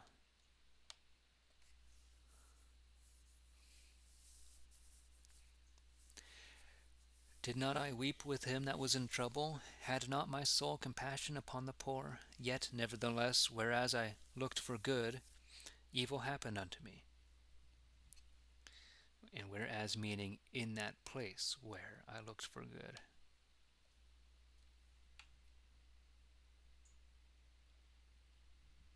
And where I waited for light, there came darkness. Maybe it is. Maybe I should read it that way. Yeah, when I looked for good, and when I waited for light. Yeah.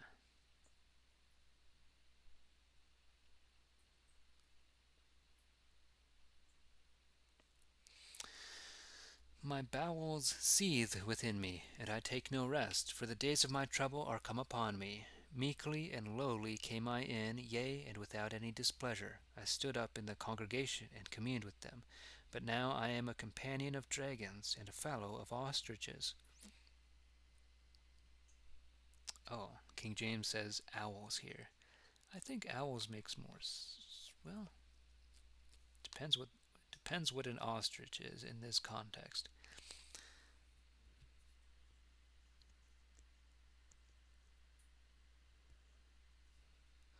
I think we kind of think of ostriches now as kind of silly creatures, but maybe they were a little more frightening to people some centuries ago. My skin upon me is turned to black, and my bones are burnt with heat. My heart is turned to sorrow, and my pipe to weeping. My organ into the voice. Oh, Well, in the King James, this is not heart, it's harp.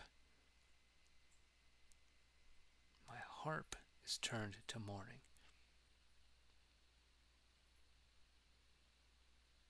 So these are both instruments.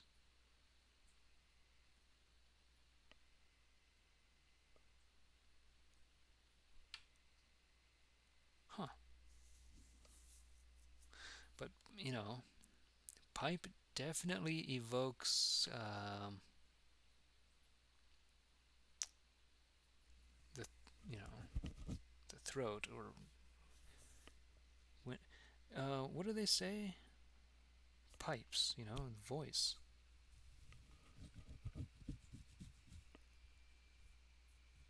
My pipe.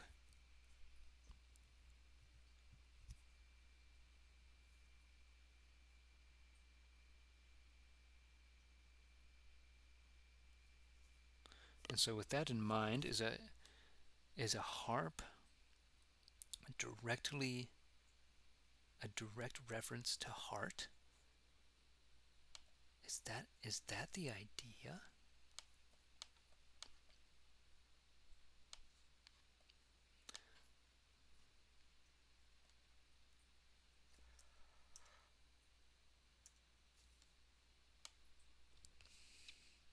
Um,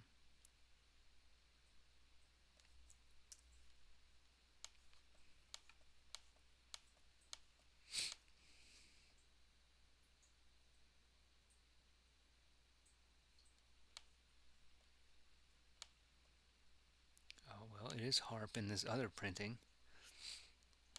So this could be a misprint after all. Maybe. 31.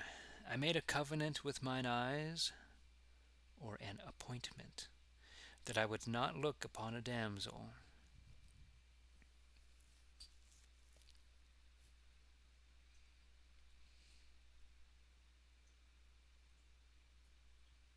A covenant is like a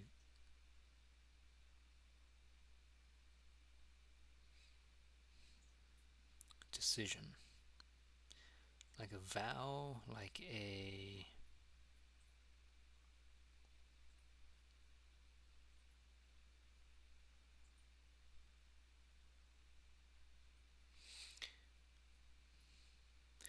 even like a promise. But promise is literally a promise of goods or land.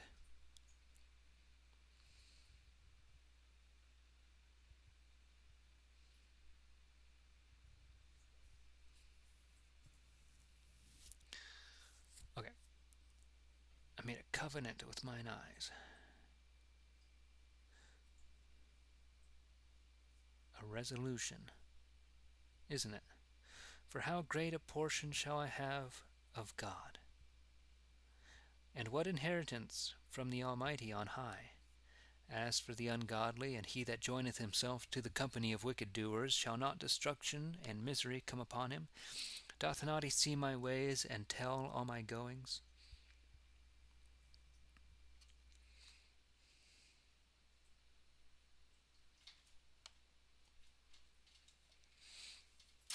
If I have walked in vanity, or if my feet have run to deceive, let me be weighed in an even balance, that God may see mine innocency. If so be that I have withdrawn my feet out of the right way, and if my heart hath followed mine eyesight, if I have stained or defiled my hands, then shall I sow and another eat, yea, my generation and posterity shall be clean rooted out. If mine heart hath lusted after my neighbour's wife, or if I have laid wait at his door, O then let my wife grind unto another man, and let other men lie with her. For this is a wickedness and sin that is worthy to be punished, yea, a fire that utterly should consume and root out all my substance. Did I ever think scorn to do right unto my servants and maidens, when they had any matter against me? But seeing that God will sit in judgment, what shall I do? And for so much as he will needs visit me, what answer shall I give him? He that fashioned me in my mother's womb, made he not him also? Were we not both shapen alike in our mother's bodies? When the poor desired anything at me, have I denied it then, or them? Have I caused the widow to stand, waiting for me in vain? Have I eaten my portion alone, that the fatherless hath had no part with me? For mercy grew up with me from my youth, and compassion from my mother's womb.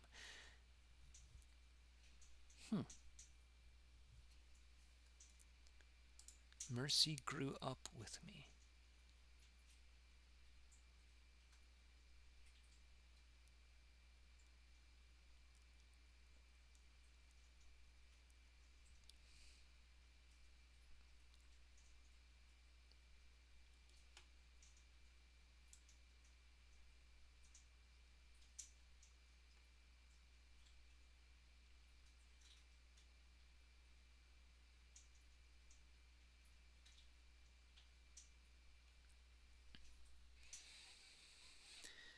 In the King James, it is not mercy that grew up with me, but the fatherless that grew up with me. And it's not compassion, but it's the widow. We were all children together who grew up together.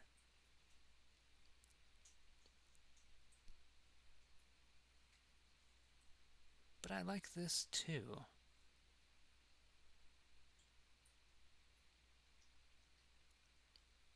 I like this too.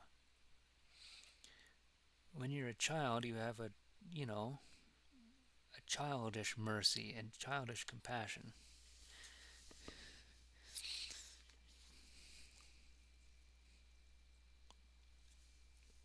Because you have mercy and compassion on other children who have pretty simplistic kinds of problems. But as you grow older and their problems also mature, your mercy and your compassion also mature. Isn't it? I think this works really well. Have I seen any man perish through nakedness? Have I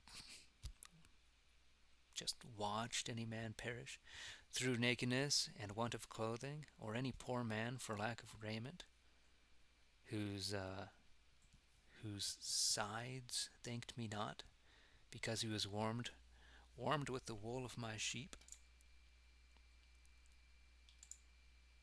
If his loins have not blessed me. Okay. Sides. Yeah, okay.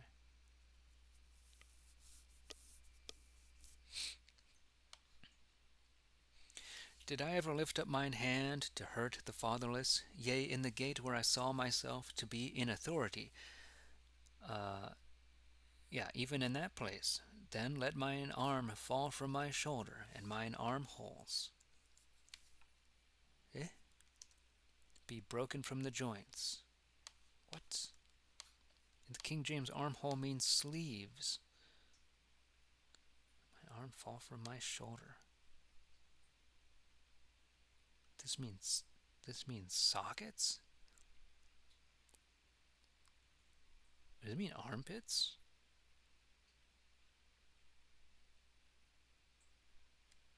Be broken from the joints. Ooh, weird. Ooh. For I have ever feared the vengeance and punishment of God, and knew very well that I was not able to bear his burden. Have I put my trust in gold, or have I said to the finest gold of all, Thou art my confidence? Have I rejoiced because my power was great, and because my hand gat so much?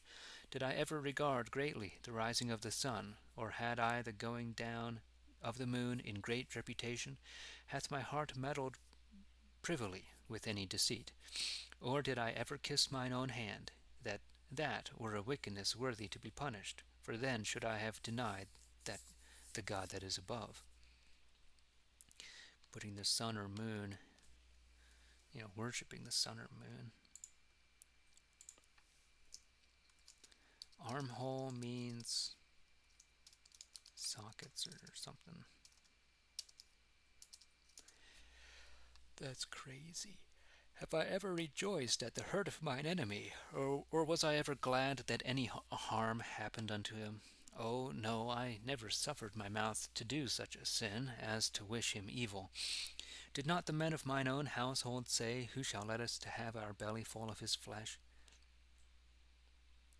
I have not suffered a stranger to lie outside, but I opened my doors unto him that went by the way. Have I kept secret my sin, and hid mine iniquity, as Adam did? Have I feared any great multitude of people? Or if I had been despised of the simple? Oh, then should I have been afraid. Thus have I quietly spent my life, and not gone out of the door. Oh, that I had one which would hear me. Lo, this is my cause, in the which the Almighty shall answer for me, though he that is my contrary party hath written a book against me. Though even if he had written a book against me, yet will I take him upon my shoulder.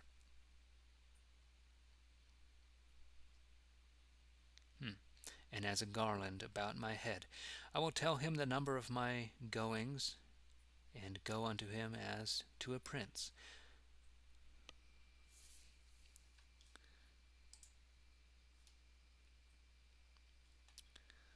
Oh, hi, hello. I don't know Hebrew. What's up? Tried learning it at one point.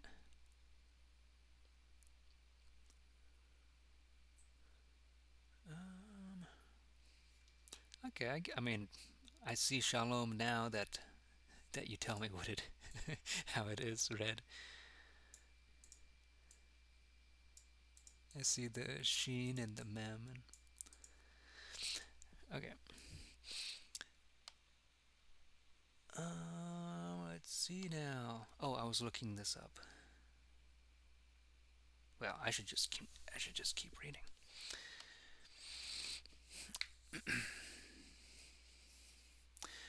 But if wow, look at this. If case be that my land cry against me, or that the sorrows thereof make any complaint, if I have eaten the fruits thereof unpaid for, yea, if I have grieved any of the plowmen, then let thistles grow instead of my wheat, and cockle for my barley. 32.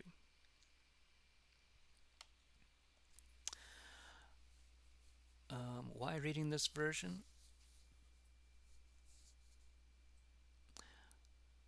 After studying the 1611 King James, I opened this book up and I realized, wow, I can read this.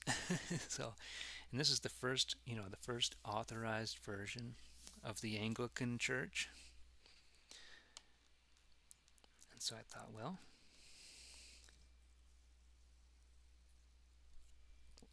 I like the 1611 authorized version. I think this is pretty good too. Learning a bunch of new words. It's fun.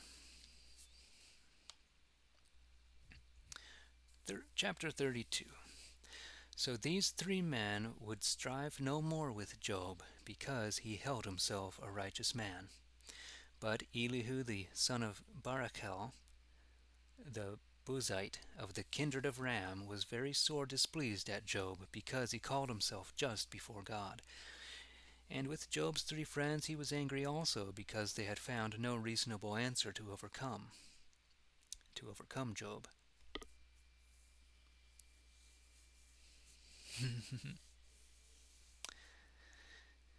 Yeah, it is a little tricky to read.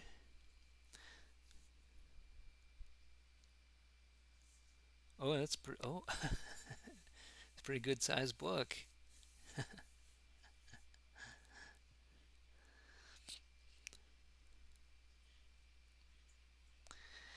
Yeah, it's a tough translation, but it's very precise, very deliberate. Any place it uses a word, it doesn't it doesn't deviate from the meaning that they chose for it. The English word, that is.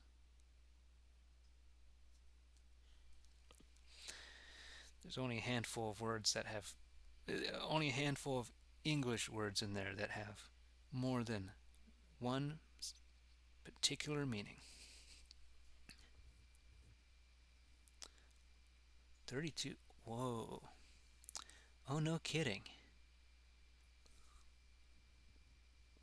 Oh, I think I might have seen one like that around on the internet.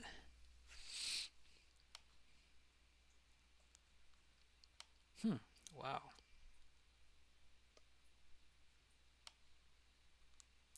Be fun to print something like that, I think.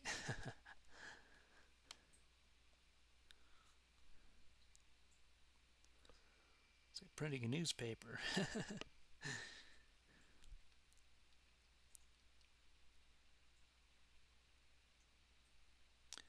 Let's see. Okay. So now tarried Elihu till they had ended their communication with Job. Um,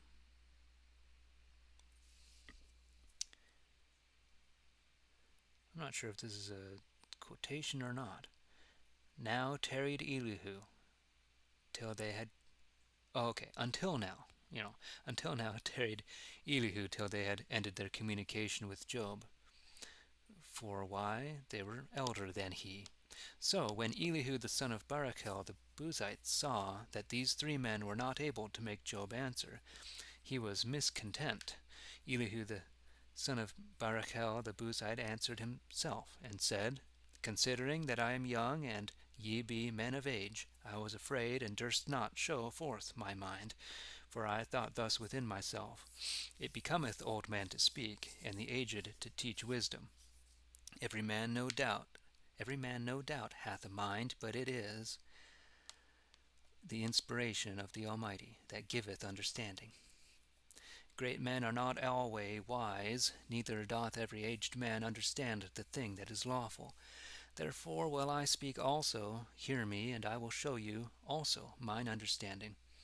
For when I had waited till ye made an end of your talking, and heard your wisdom, what arguments ye made in your communication, yea, when I had diligently pondered what ye said, I found not one of you that made any good argument against Job, that directly could make answer unto his words. Lest you should say, we have found. Okay. Lest you should say, we have found out wisdom. God shall cast him down, and not man. He hath not spoken unto me.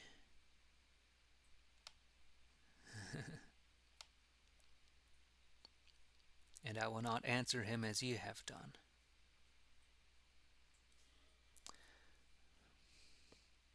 For they were so abashed that they could not make him answer, nor speak one word. But insomuch as you will not speak, standing still like dumb men, and making no answer, I have a good hope for my part, to shape him an answer, and to show him my meaning. For I am full of words, and the spit okay, it must be spirit that is within me compelleth me.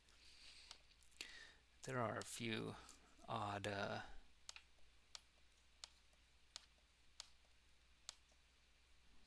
misprints in here, so I have to consult other version. Where am I? 32? Too far.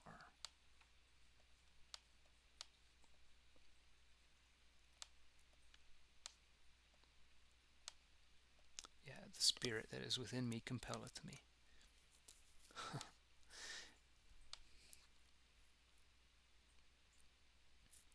In this phrase, he hath not spoken unto me, and I will not answer him. Oh, okay. He means Job hath not spoken unto me. Behold, my belly is as the wine which hath no vent, and bursteth the new vessels in sunder. Therefore will I speak, that I may have a vent. I will open my lips and make answer. I will regard no manner of person, no man will I spare. For if I would go about to please men, I know not how soon my Maker would take me away. 33.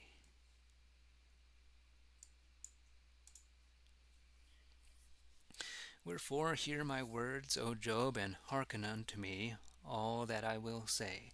Behold, I have now opened my mouth, my tongue hath spoken in my throat. My heart doth order my words aright, and my lips talk of your pure wisdom.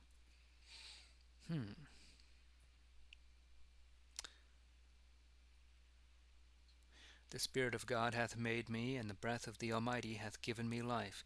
If thou canst, then give me answer. Prepare thyself to stand before me face to face. Behold, before God am I even as thou, for I am fashioned and made even of the same mold.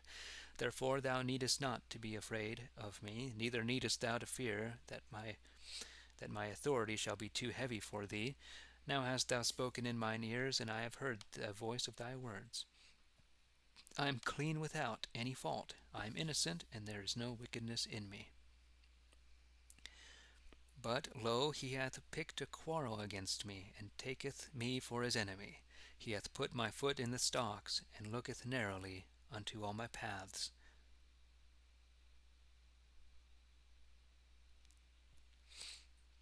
Behold, in this hast thou not done right.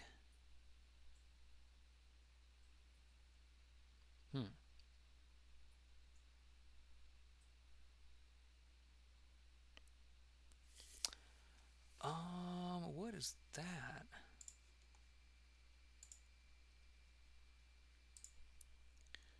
33.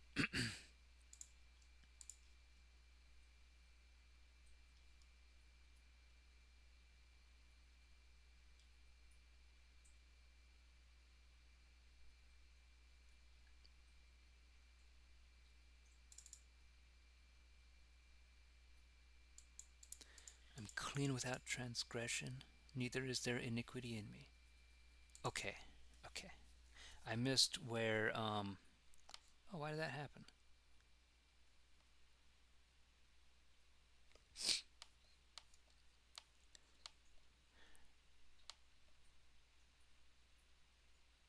Okay.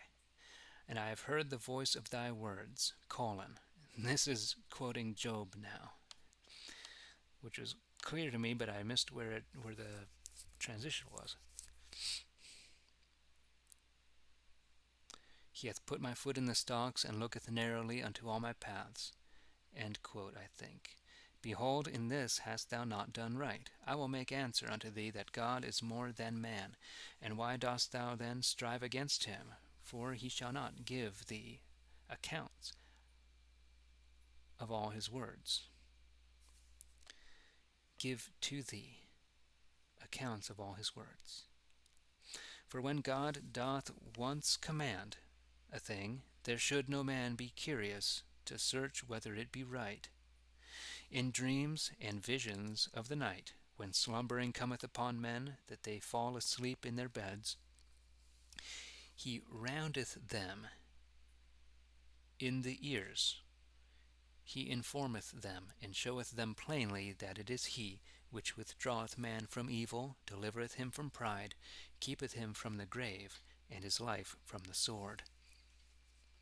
Roundeth them in the ears. Okay. Roundeth. Am I missing something?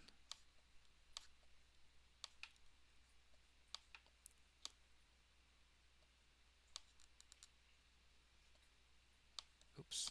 Up here. Hup. Roundeth them in the ears. Okay, that's a new one for sure.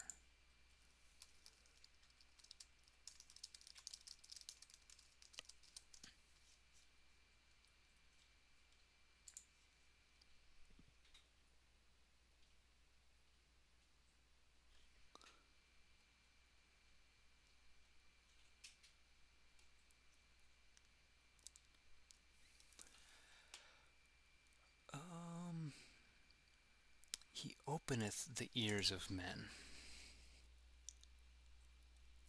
Okay. He chasteneth them with sickness, and bringeth him to his bed. He layeth sore punishment upon his bones, so that his life may away with no bread.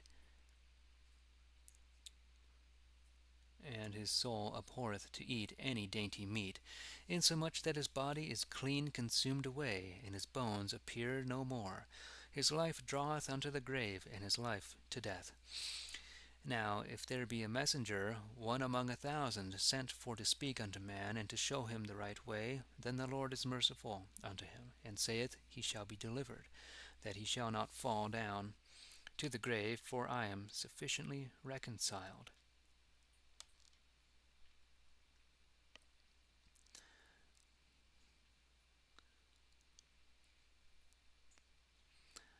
A messenger sent is the Lord saying that he is reconciled. That's what that says.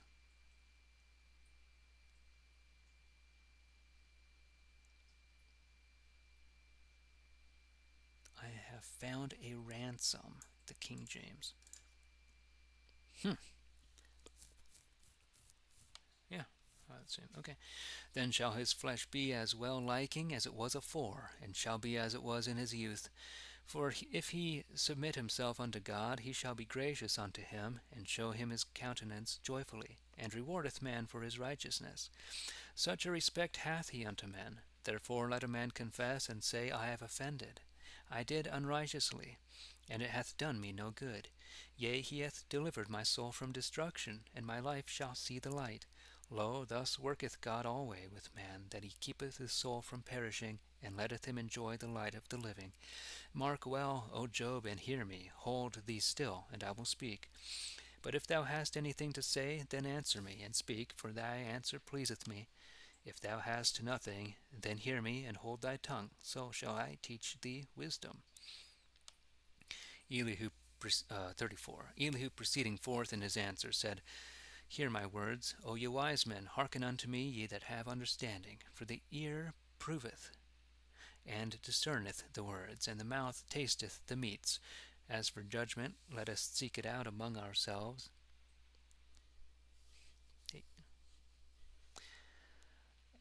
that we may know what is good. And why?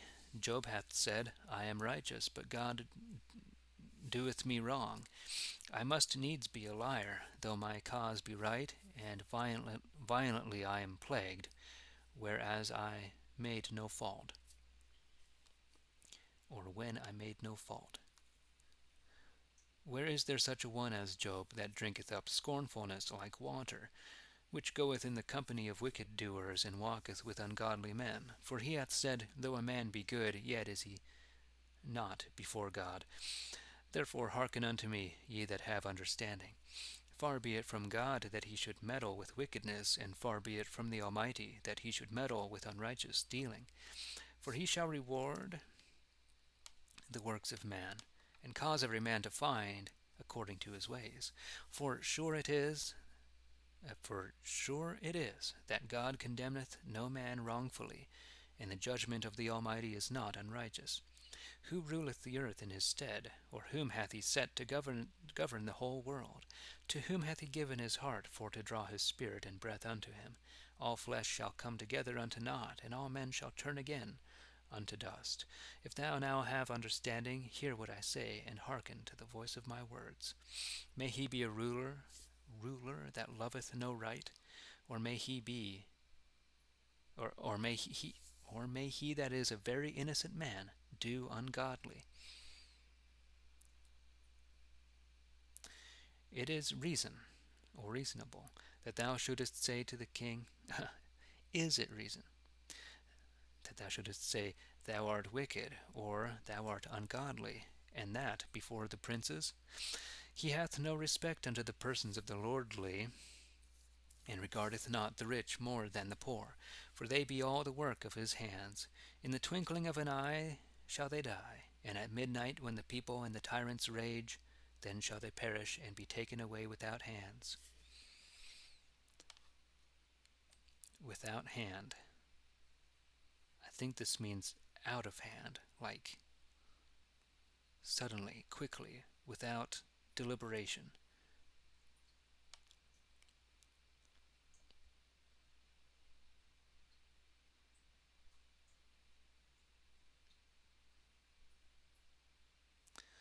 Or it just means without, you know, without human agency.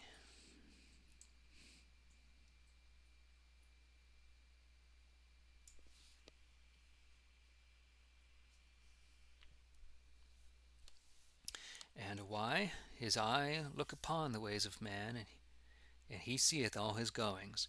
There is no darkness nor shadow of death that can hide the wicked doers from him, for no man shall be suffered to go into judgment with God. No man shall be suffered to go into judgment with God.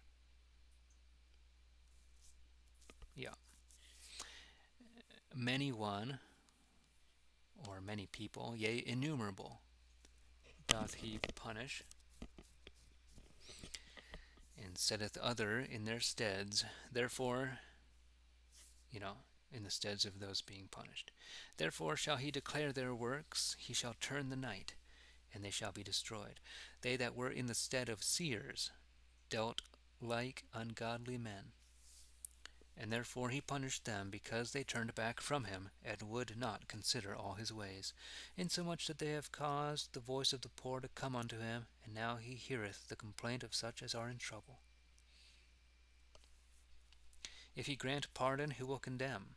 And if he hide away his countenance, who shall be able to see it? Whether it be to the people or to any man, thus will he do. For the ungodliness of the people,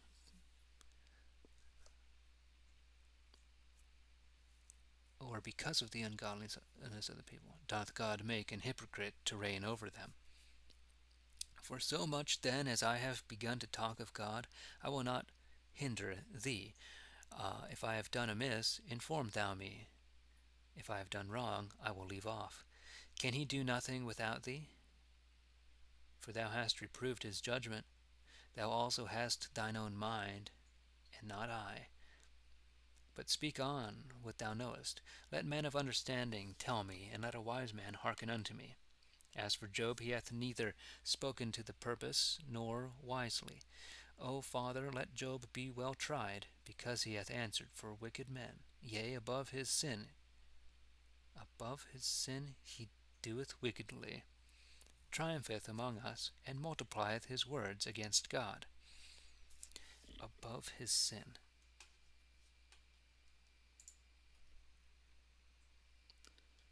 What's that? He adds rebellion unto his sin. Okay, so adding on top of his sin. Above all that.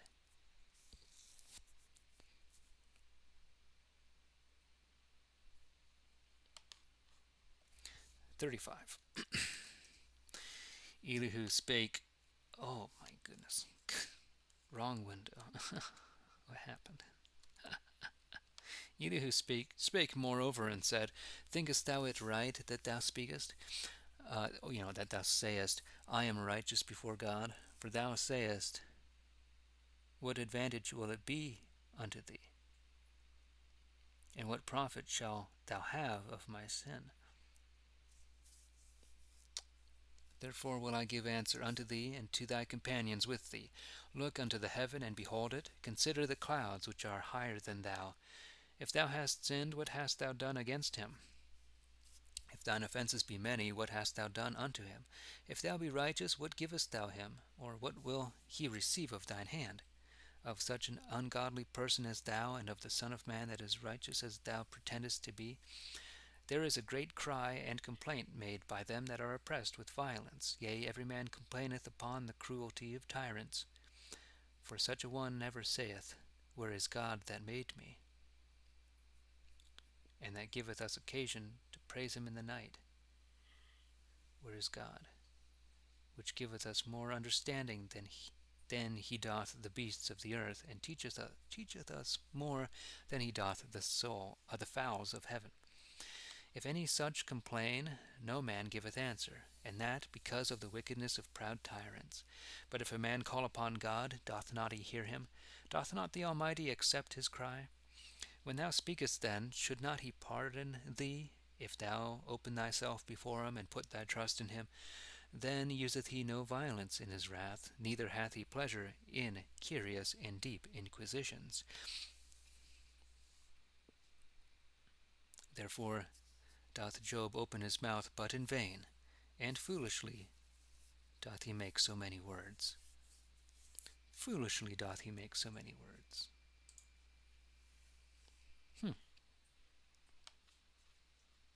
36. Elihu proceeded forth in his talking, and said, Hold thee still a little, and I shall show thee what I have yet to speak on God's behalf. I will open unto thee yet more of mine understanding, and prove my matter righteous. And truly my words shall not be vain, seeing he is with thee that is perfect in knowledge. Behold, the great God casteth away no man, for he himself is mighty in power and wisdom. As for the ungodly, he shall not preserve him, but shall help the poor to their right. He shall turn his eyes away from the righteous, but as kings shall they be in their throne. He shall establish them forever, and they shall be exalted. But if they be laid in prison and chains, or bound with the bonds of trouble, then will he show them their work, and the sins wherewith they have used cruel violence. He, with punishing and nurturing of them, roundeth them in the ears, opens their ears, rounds them in the ears. Warneth them to leave off from their wickedness, and to amend. If they now will take heed and serve him, they shall wear out their days in prosperity, and their years in pleasure and joy. But if they will not hearken, they shall go through the sword, and perish ere ever they be aware. As for such as be feigned hypocrites, they shall heap up wrath for themselves, for they call not upon him, though they be his prisoners. Thus shall their soul perish in foolishness, and their life shall be condemned among the fornicators. The poor shall he deliver out of his affliction, and round them in the ear when they be in trouble. Even so shall he keep thee, if thou wilt be content, from the bottomless pit that is beneath, and if thou wilt hold thee quiet, he shall fill thy table with plenteousness. Nevertheless thou hast condemned the judgment of the ungodly, yea, even such a judgment and sentence shalt thou suffer. For then shall not thy cause be stilled with cruelty, nor pacified with many gifts.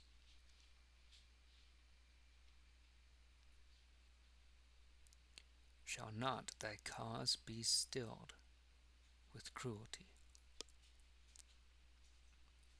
Thinkest thou that he will regard thy riches? He shall not care for gold, nor for all them that excel in strength. Prolong not thou the time till there come a night for thee, to set other people in thy stead.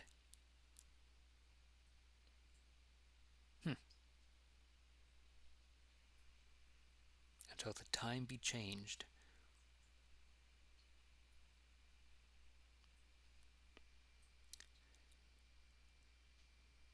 I perceive that you are stalling until the time be changed. Comes from Daniel somewhere.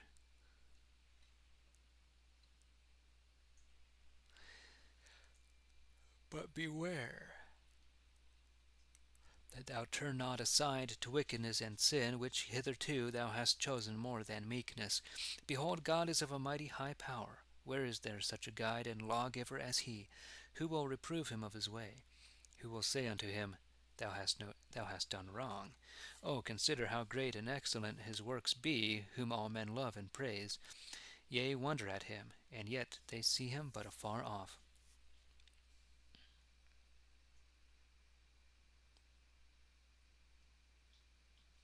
Behold, so great is God, that he passeth our knowledge, neither are we able to come to the experience of his years.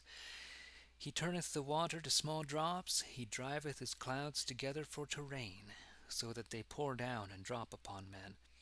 He can spread out the clouds, a covering of his tabernacle, and cause his light to shine upon them, and to cover the bottom of the sea.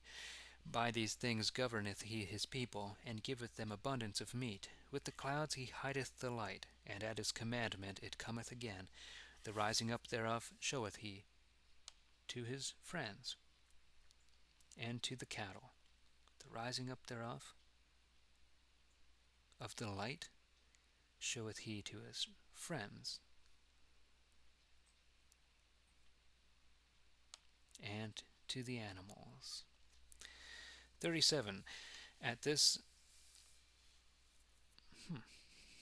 At this my heart is astonied, and moved out of his place. Hear then the sound of his voice, and the noise that goeth out of his mouth. He governeth everything under the heaven, and his light teacheth. Reacheth, isn't it? Unto the end of the world. Looks like a T. Might be a T. I think it's an R. A roaring voice followeth him, for his glorious majesty giveth such a thunderclap, that, though a man hear it, yet may he not perceive it afterward.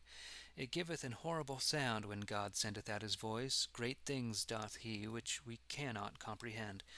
When he commandeth the snow, it falleth upon the earth. As soon as he giveth the rain a charge, immediately the showers have their strength, and fall down.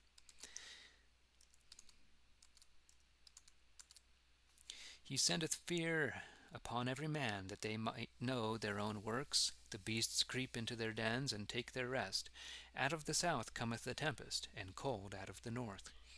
As at the breath of God the frost cometh, and the waters are shed abroad. He maketh the clouds to do their labour, in giving moistness, and again with his light he driveth away the cloud. He distributeth also on every side, according as it pleaseth him to deal out his works, that they may do whatsoever he commandeth them through the whole world, whether it be to punish any land, or to do good unto them that seek him. Hearken unto this, O Job, stand still, and consider the wondrous works of God. Art thou of counsel with God, when he doeth these things? To be of counsel with.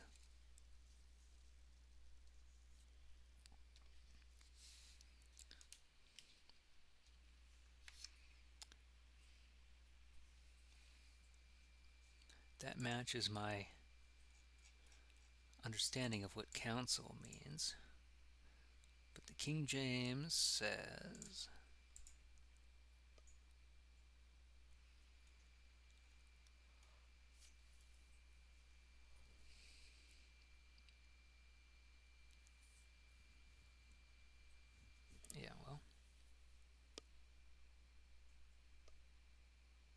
art thou of counsel with God?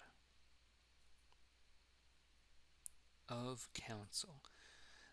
So this is saying, does God let you know?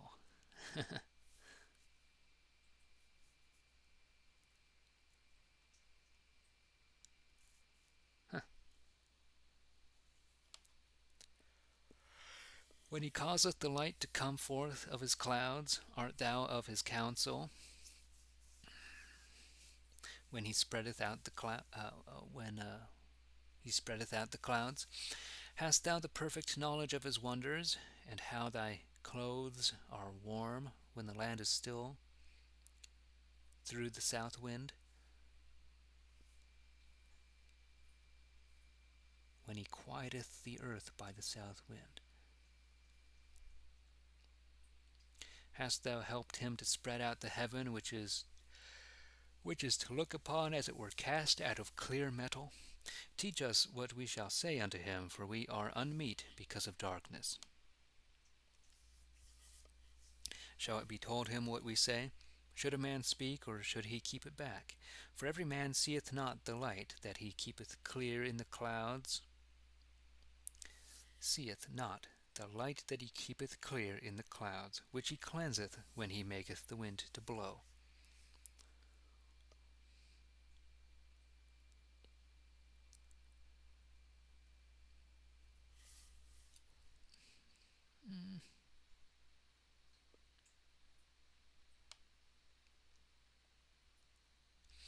Gold is brought out of the north, but the praise and honor of God's fear cometh from God himself.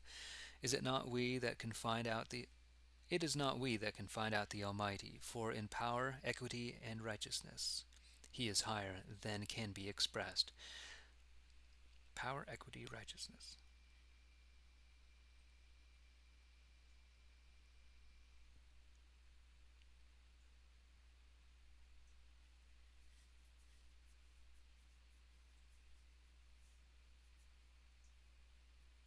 I would say righteousness, power, equity, power.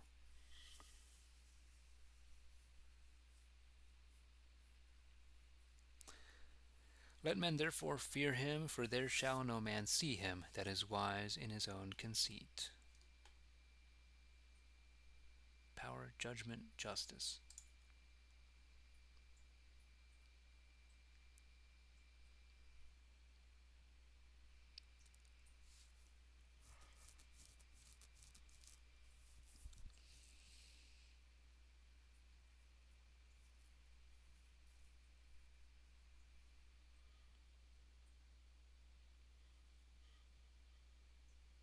Okay. 38. Then answered the Lord unto Job out of the storm, and said, What is he that hideth his mind with foolish words? Gird up thy loins like a man, for I will question with thee. See thou give me a direct answer. Where wast thou when I laid the foundations of the earth? Tell plainly, if thou hast understanding. Who hath measured it? Knowest thou? Or who hath spread the line upon it? Whereupon stand the pillars of it? Or who laid the cornerstone thereof? Where wast thou when the morning stars praised me together, and all the children of God rejoiced triumphantly? Who shut the sea with doors, when it brake forth as a child out of his mother's womb? Shut the sea with cords?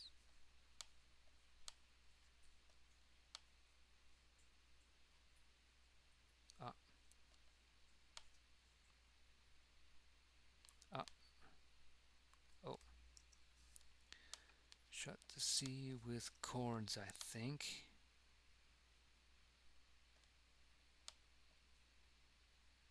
No, it's doors.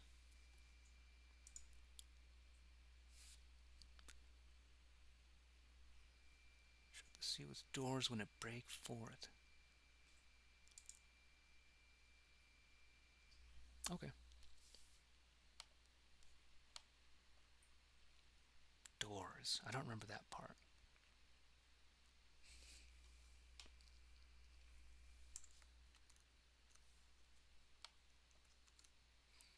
So this is a substitution of a D for an E. It's kind of neat. Okay. When I made the clouds to be a covering for it, and swaddled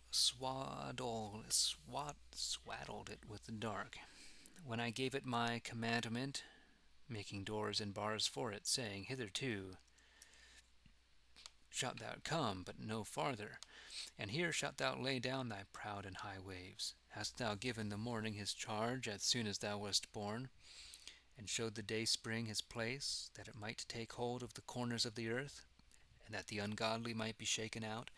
Their tokens and weapons are turned like clay, and set up again.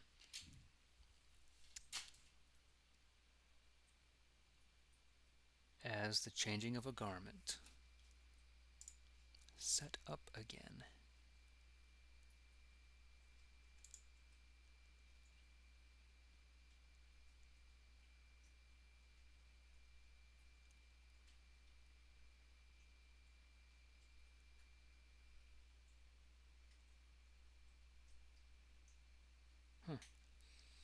Their tokens and weapons. In the King James, this is just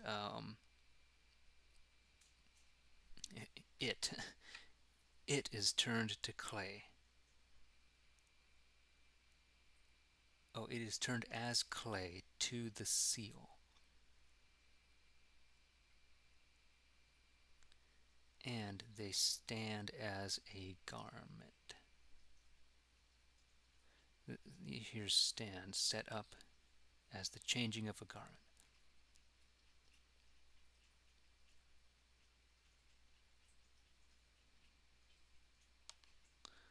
You can see token being seal. It is turned as clay to the seal.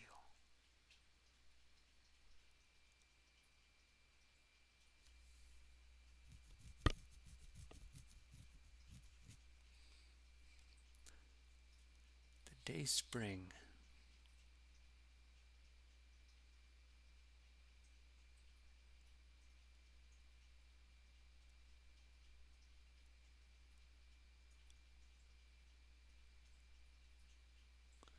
The ends of the earth are turned as clay to the seal. The ends of the earth stand as stand up like a garment.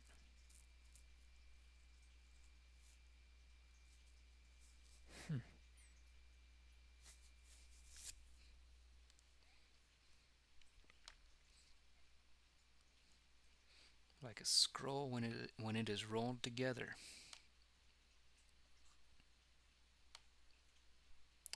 The ungodly shall be disappointed. Their appointment shall be removed of their light, and the arm of the proud shall be broken. Camest thou ever into the ground of the sea, or walkedst in the low corners of the deep? Have the gates of death been opened unto thee, or hast thou seen the doors of the shadow of death?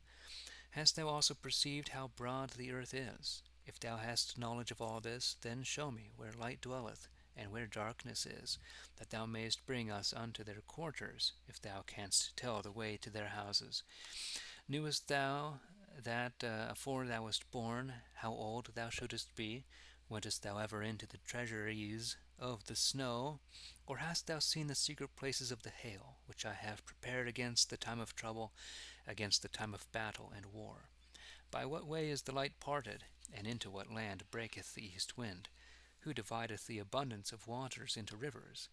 Or who maketh a way for the lightning and thunder, that it watereth and moistureth the dry and barren ground? Moistureth. Moisture for a verb. To moisture.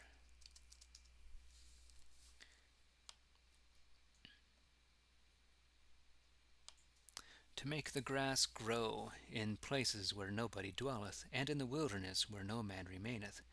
Who is the father of rain, or who hath begotten the drops of dew? Out of whose womb came the ice? Who hath engendered the coldness of the air, that the waters are as hard as stones, and lie congealed above the deep? Wilt thou hinder the sweet influences of the seven stars, or art thou able to break the circle? Is this circle of heaven?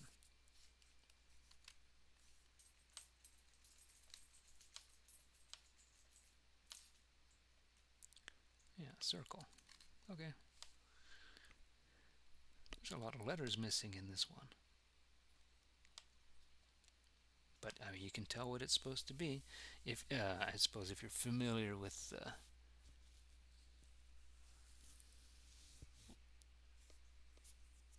what's going on. Can thou bring forth the morning star or the evening star at convenient time, and convey them home again? Knowest thou the course of heaven, that thou mayest set up the ordinance thereof upon the earth? Moreover, canst thou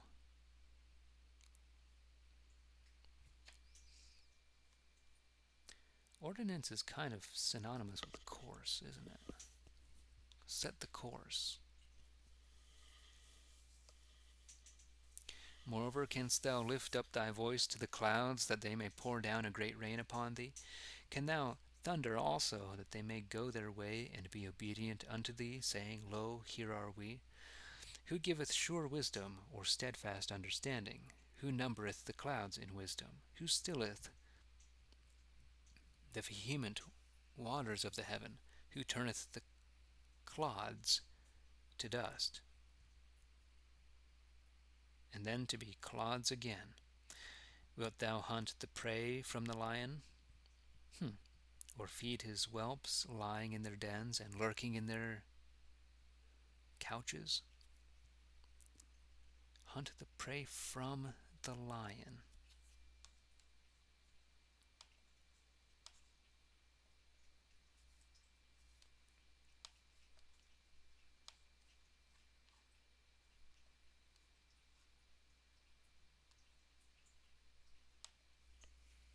Hunt the prey from the lion.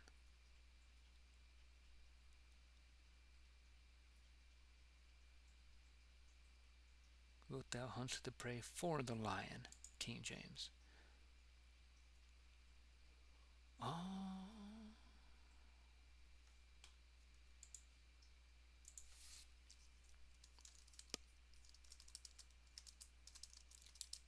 The prey from the lion.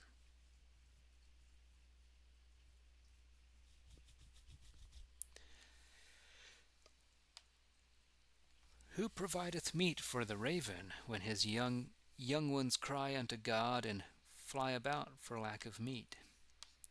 39. Knowest thou the time when the wild goats bring forth their young among the stony rocks? Or layest thou wait when the hinds used to fawn? Reckonest thou the months after they engender, that thou knowest the time of their bearing? Or when they lie down, when they cast their young ones, and when they are delivered of their travail and pain?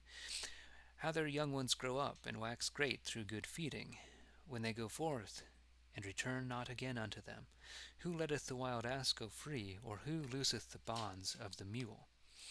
Even I, which have given the wilderness to be their house, and the untilled land to be their dwelling place, that they may give no force for the multitude of people. In the cities neither regard the crying of the driver. Give no force for the multitude.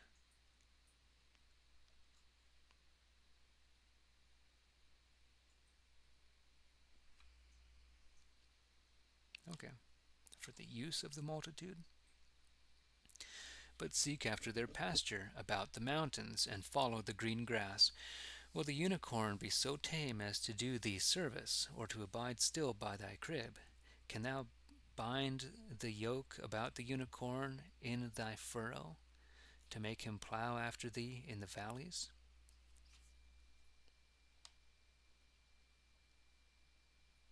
Mayest thou trust him because he is strong, or commit thy labor unto him? Mayest thou believe him that he will bring home thy corn, or to carry anything unto thy barn?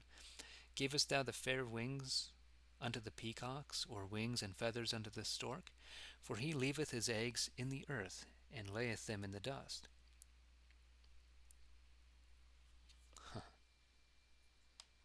Okay, well, here's where ostrich would be. But we saw the word ostrich to mean owl earlier. And that just might be mistranslation.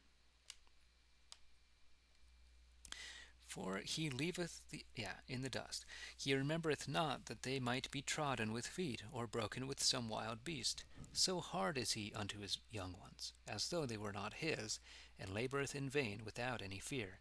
And that because God hath taken wisdom from him, and hath not given him understanding. When his time is that he flieth up on high, he careth neither for horse nor man. Hast thou given the horse his strength, or learned him to bow down his neck with fear, that he letteth himself be driven forth like a grasshopper, whereas, or when the stout neighing that he maketh is fearful? Whereas he breaketh the ground with the hoofs of his feet, cheerfully in his strength, and runneth to meet the harvestman. He layeth aside all fear, his stomach is not abated, neither starteth he aback for any sword. Though the quivers rattle upon him, though the spear and shield glistereth, yet rusheth he in fiercely, and beateth upon the ground. He feareth not the noise of the trumpets, but as soon as he heareth the shawms blow. Gotta look up that word. The cornets. Blow, ch, saith he, for he smelleth the battle afar off, the noise of the captains and the shouting. And I know this is ha or aha,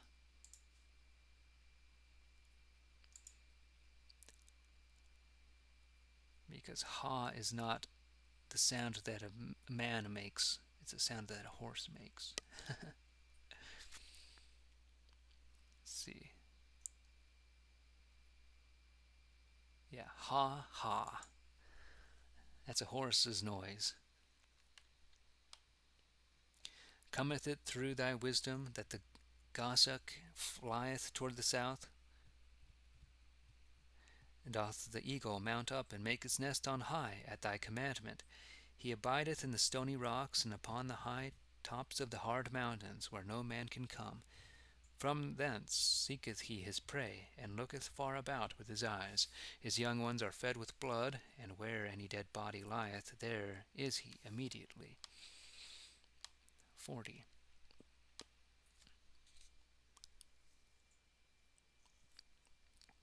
Where's that behemoth? Oh, here we are.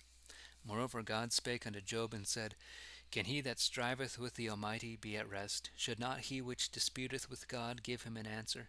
Job answered the Lord, saying, Behold, I am too vile a person to answer thee. Therefore will I lay mine hand upon my mouth. Once or twice have I spoken, but I will say no more. Then answered the Lord unto Job out of the storm, and said, Gird up thy loins now, like a man, and tell me the things that I will ask thee. Wilt thou disannul my judgment? Or wilt thou condemn me, that thou thyself mayest be made righteous? Is thy power then like the power of God? Maketh thy voice such a sound as his doth? Then arm thyself with thine own power. Up, deck thee in thy jolly array. Pour out the indignation of thy wrath. See that thou cast down all the proud. Look well that thou makest such as be stubborn to obey. Tread down all the ungodly in their place, cast them down into the dust, and cover their faces with darkness. Then will I confess unto thee also, that thine own right hand shall save thee. Behold the beast behemoth, whom I made with thee, which eateth hay as an ox. Lo, how strong he is in his loins, and what power he hath in the navel of his body. He spreadeth out his tail like a cedar tree. All his veins are stiff. His shins are like pipes of brass. His ridge bones are like staves of iron. First, when God made him, he ordained the wilderness for him, that the mountains should give him grass, where all the beasts of the field take their pastime. He lieth among the reeds and the mosses. Mosses. What's that?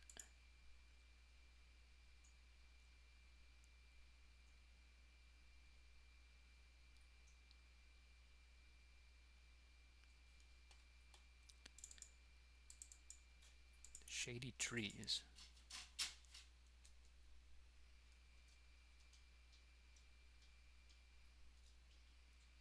Shady trees is here twice in King James.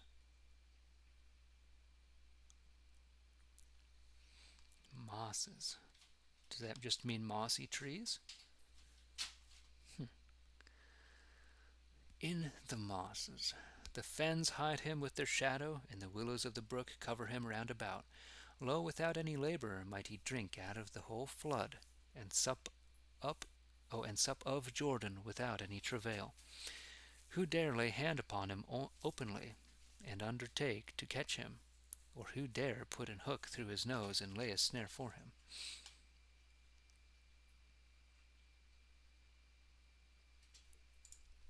Yeah, flood means river. It's the French word fleuve. Fleuve. That cat's making a lot of noise right now. Darest thou draw out a leviathan with an angle, or bind his tongue with a snare? Can thou put a ring in the nose of him, or bore his jaw through with an awl? Will he make many fair words with thee, thinkest thou, or flatter thee? Will he make a covenant with thee, or art thou able to compel him to do thee continual service? Wilt thou take thy pastime with him as a bird, or give him unto thy maidens, that thy companions may make refection of him?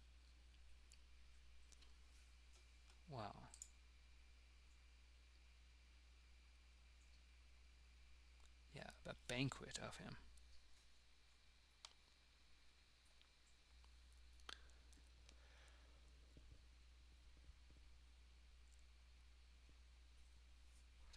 Okay, that's a good definition of refection. Banquet. Oh,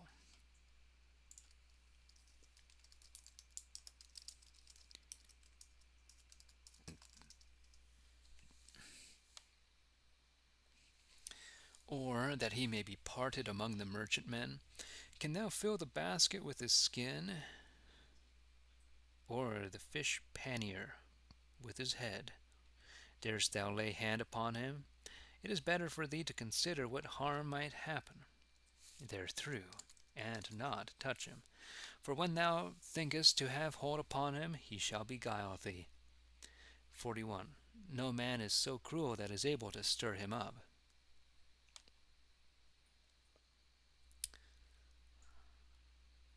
Yeah, we're still talking about Leviathan. Who is able to stand before me? Or who hath given me anything aforehand that I may reward him again with? All things under heaven are mine. I fear him not, whether he threaten or speak fair. Who lifteth him up, or strippeth him out of his clothes? Or who taketh him by the bit of his bridle? Who openeth the door of his face? For he hath horrible teeth round about. His body is covered with scales, as it were with shields, locked in, kept, and well compact together. Locked in, kept.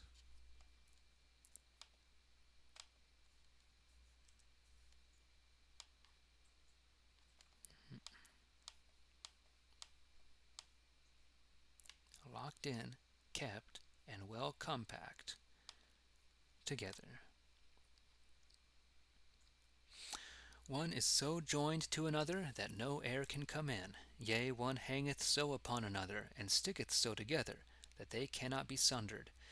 His neesing is like a glistering fire, and his eyes like the morning shine. This isn't a noun. His eyes like the morning shine.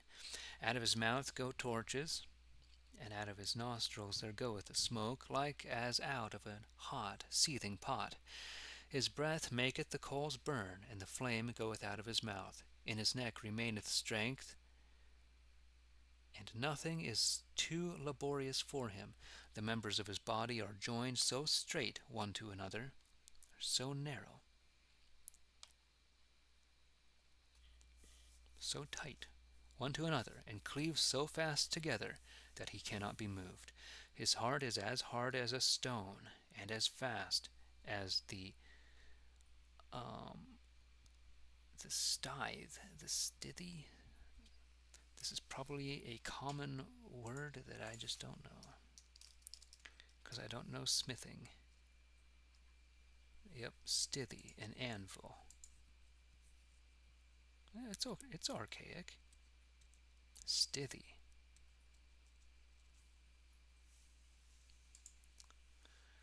Cool.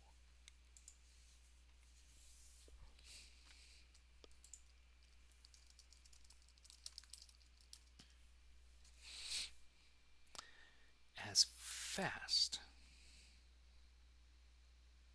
as the stithy that the smith smiteth upon. Now, why would an anvil be called fast? Oh, okay.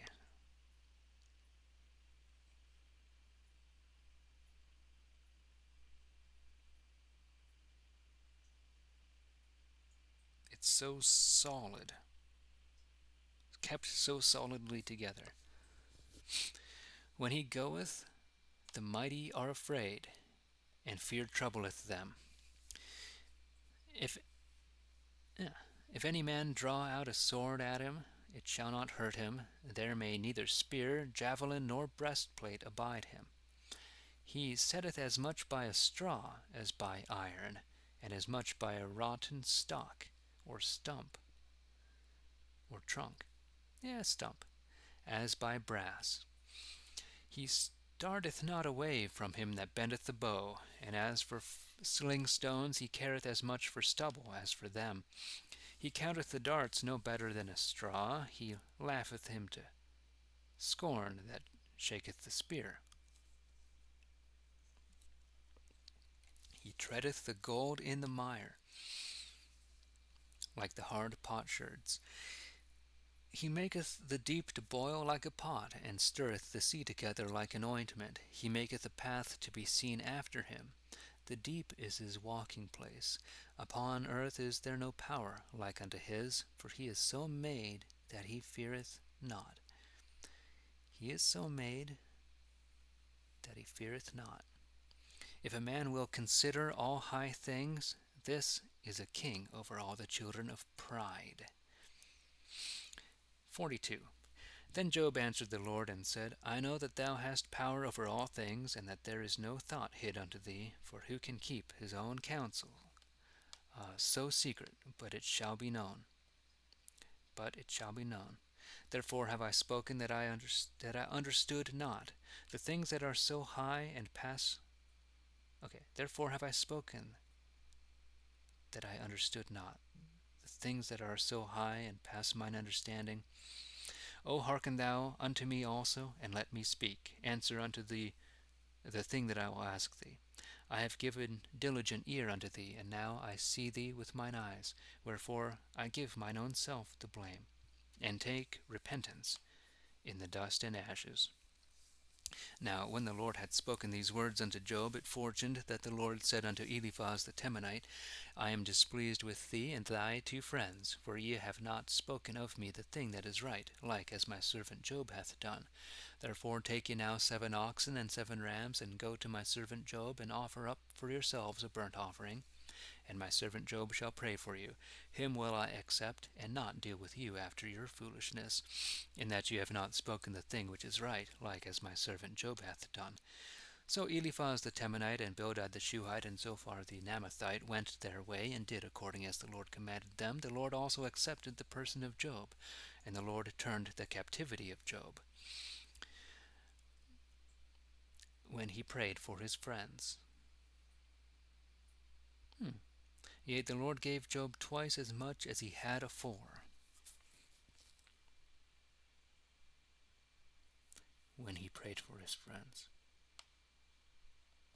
And then came there unto him all his brethren, all his sisters, and all they that had been of his acquaintance afore, and did eat bread with him in his house, wondering at him, and comforting him over all the trouble that the Lord had brought upon him, when he prayed for his friends. Every man also gave him a certain sum of money, and a jewel of gold. And the Lord made Job richer than he was before, for he had 14,000 sheep, 6,000 camels, 1,000 yoke of oxen, and 1,000 asses. He had 7 sons also, and 3 daughters. The first daughter called he Jemima, the second Keziah, and the third Karen-hapuk. In all the land were no women found so fair as the daughters of Job, and their father gave them inheritance among their brethren. After this lived Job 140 years, so that he saw his children and his children's children into the 4th generation. And so Job died, being old and of a perfect age. The end of the book of Job. There you have it.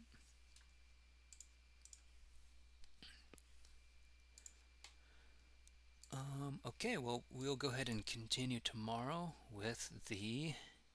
Yes. Oh, what page is this? Look at that. The 3rd part. I'll look at the pictures a little bit more tomorrow, too.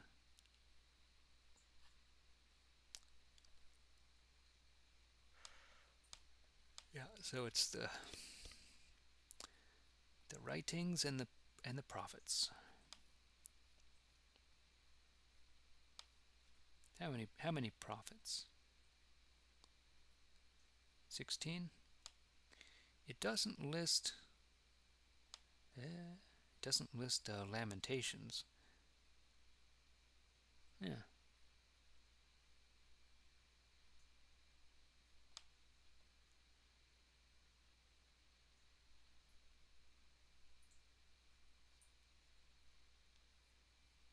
Hmm.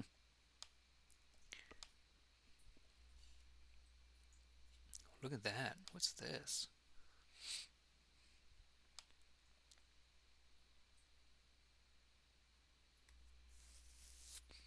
I guess it's a sundial. Well, look at that. Skips from 1, skips a segment, then 2, 3, 4, 5, 6, 7, 8.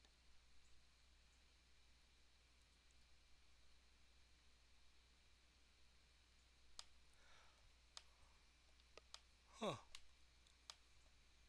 Okay. Look at that. There's Ezekiel. I guess this is Daniel. That's out of order, of course. Not sure. There are.